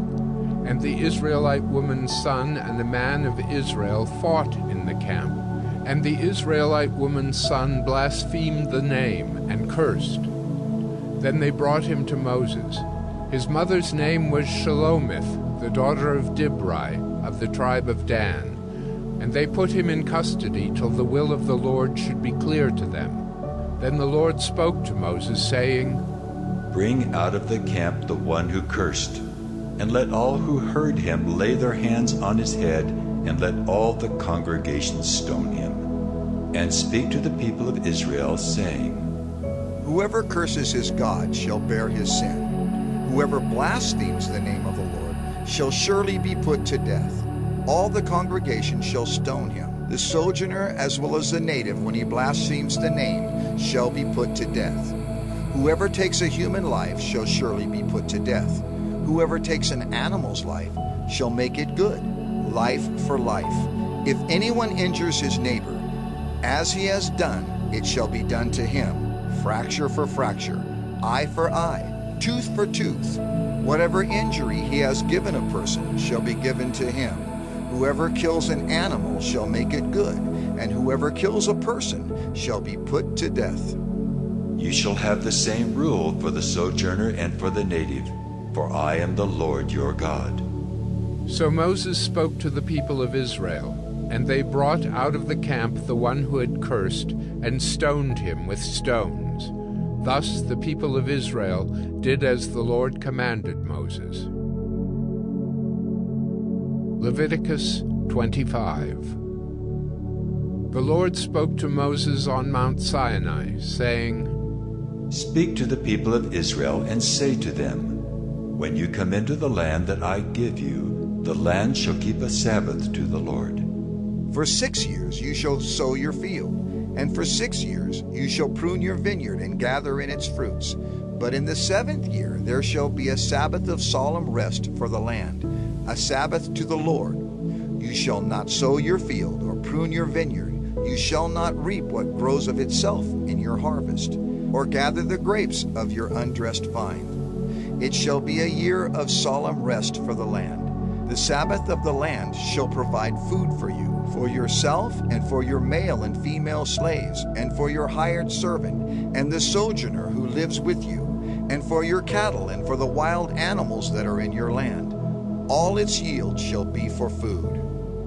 You shall count 7 weeks of years, 7 times 7 years, so that the time of the 7 weeks of years shall give you 49 years. Then you shall sound the loud trumpet on the 10th day of the 7th month. On the day of atonement you shall sound the trumpet throughout all your land.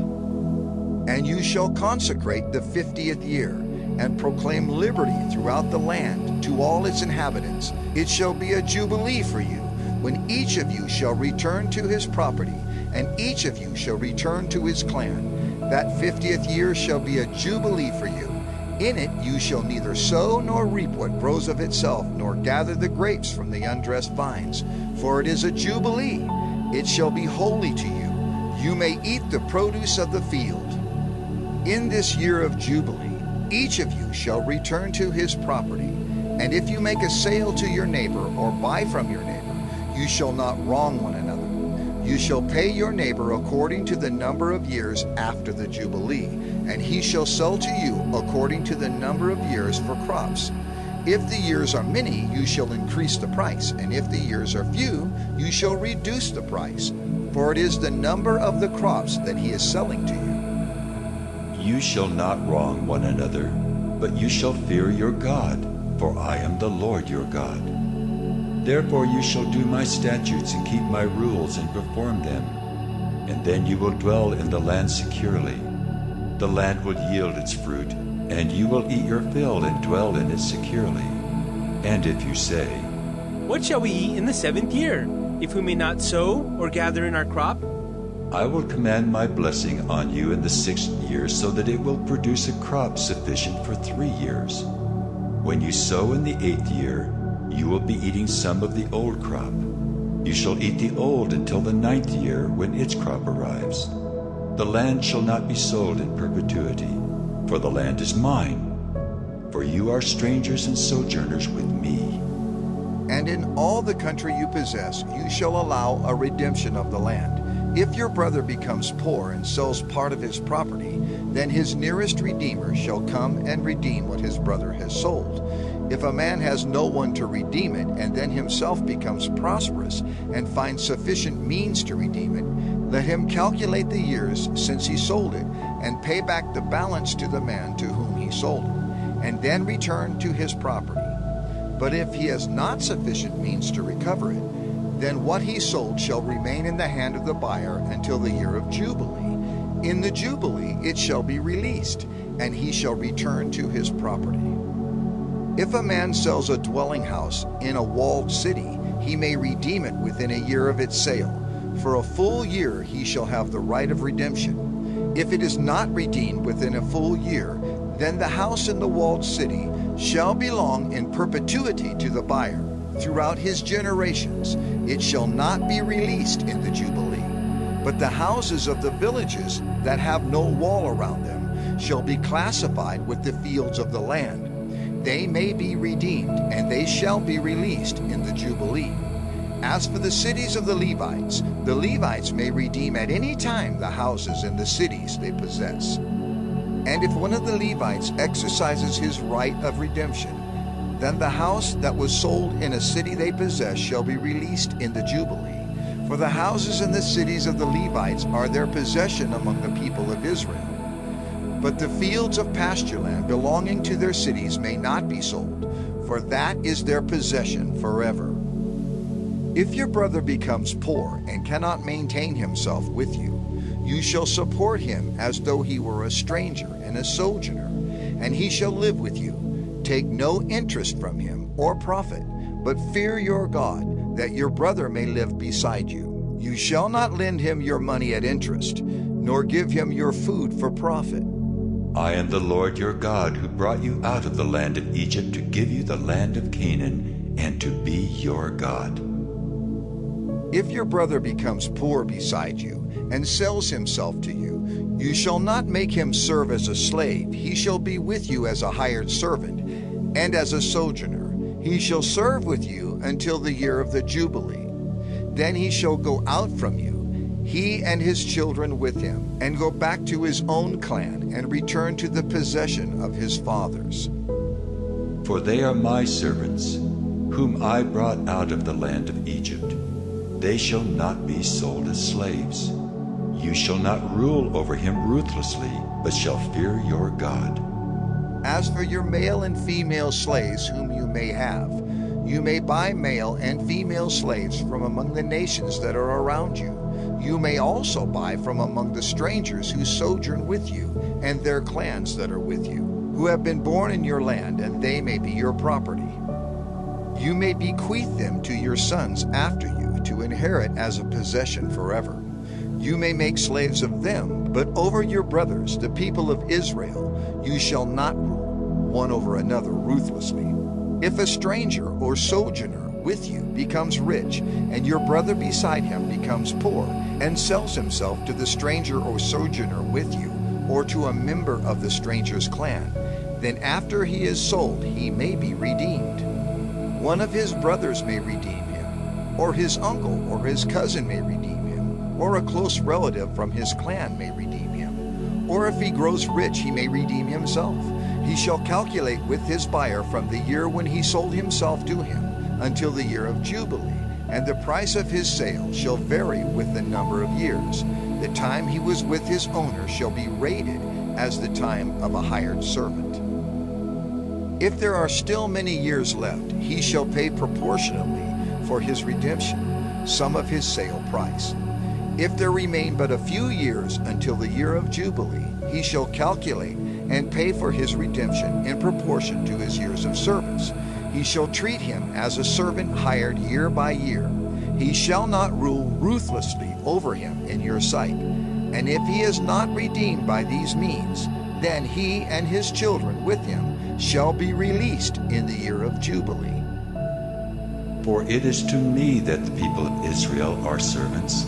They are my servants whom I brought out of the land of Egypt. I am the Lord your God. Leviticus 26. You shall not make idols for yourselves, or erect an image or pillar, and you shall not set up a figured stone in your land to bow down to it, for I am the Lord your God. You shall keep my Sabbaths and reverence my sanctuary. I am the Lord. If you walk in my statutes and observe my commandments and do them, then I will give you your rains in their season, and the land shall yield its increase, and the trees of the field shall yield their fruit. Your threshing shall last to the time of the grape harvest, and the grape harvest shall last to the time for sowing. And you shall eat your bread to the full and dwell in your land securely. I will give peace in the land, and you shall lie down, and none shall make you afraid. And I will remove harmful beasts from the land, and the sword shall not go through your land. You shall chase your enemies, and they shall fall before you by the sword. 5 of you shall chase 100, and 100 of you shall chase 10,000, and your enemies shall fall before you by the sword. I will turn to you, and make you fruitful, and multiply you, and will confirm my covenant with you. You shall eat old store long kept, and you shall clear out the old to make way for the new. I will make my dwelling among you, and my soul shall not abhor you.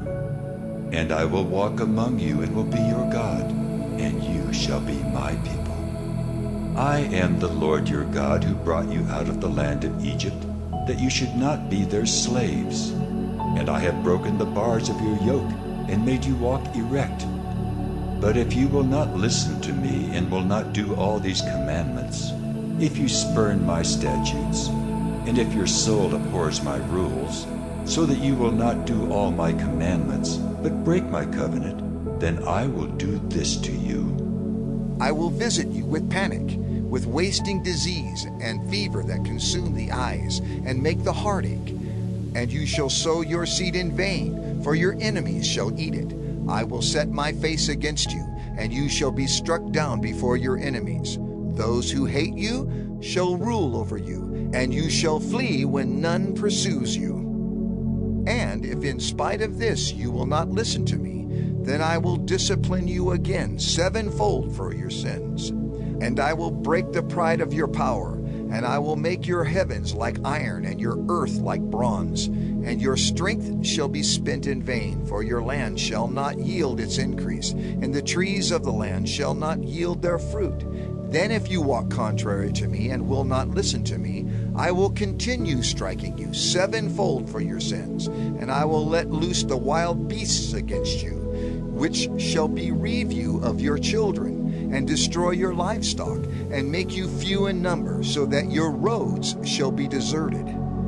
And if by this discipline you are not turned to me, but walk contrary to me, then I also will walk contrary to you, and I myself will strike you 7-fold for your sins.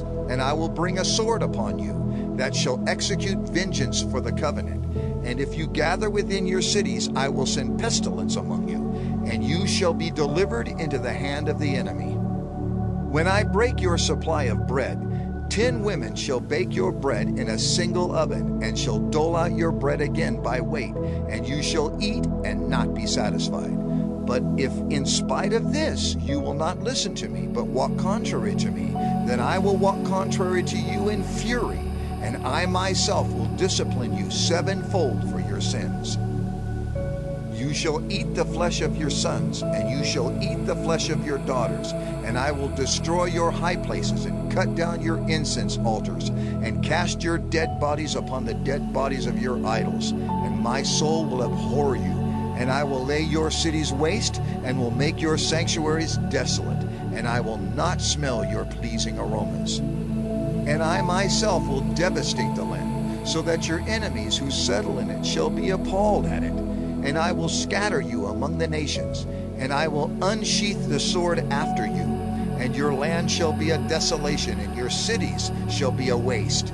Then the land shall enjoy its Sabbaths, as long as it lies desolate, while you are in your enemy's land. Then the land shall rest and enjoy its Sabbaths, as long as it lies desolate, it shall have rest, the rest that it did not have on your Sabbaths when you were dwelling in it.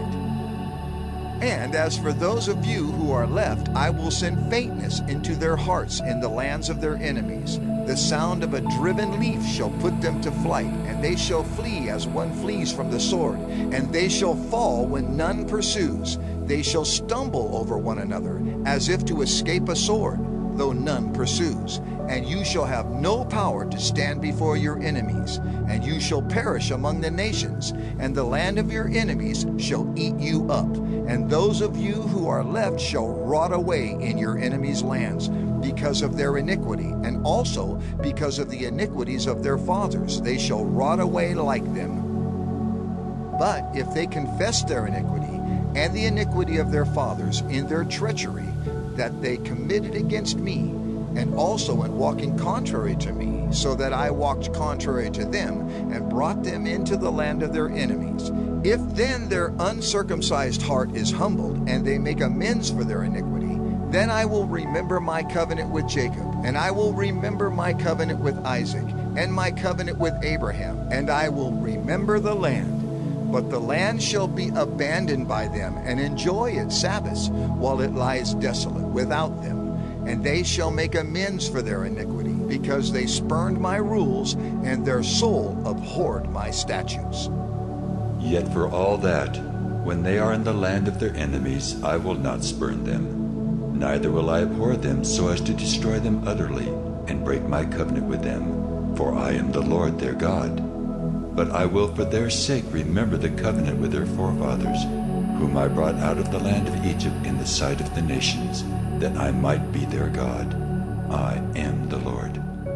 These are the statutes and rules and laws that the Lord made between himself and the people of Israel through Moses on Mount Sinai.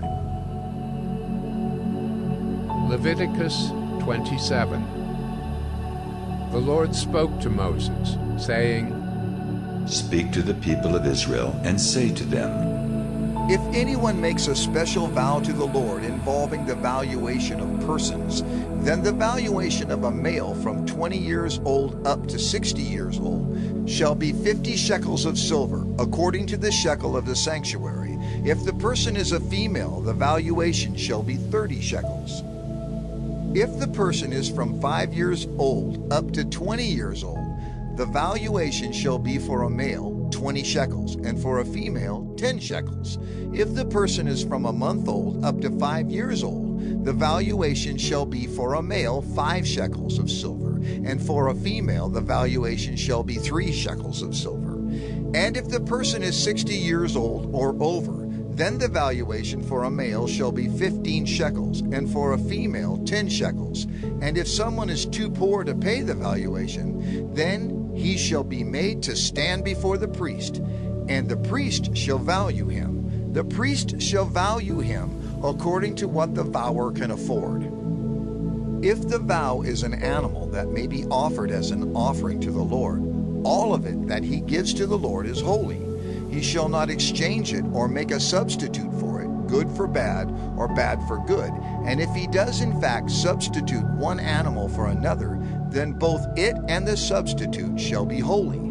And if it is any unclean animal that may not be offered as an offering to the Lord, then he shall stand the animal before the priest, and the priest shall value it as either good or bad. As the priest values it, so it shall be. But if he wishes to redeem it, he shall add a fifth to the valuation. When a man dedicates his house as a holy gift to the Lord, the priest shall value it as either good or bad. As the priest values it, so it shall stand. And if the donor wishes to redeem his house, he shall add a fifth to the valuation price, and it shall be his. If a man dedicates to the Lord part of the land that is his possession, then the valuation shall be in proportion to its seed.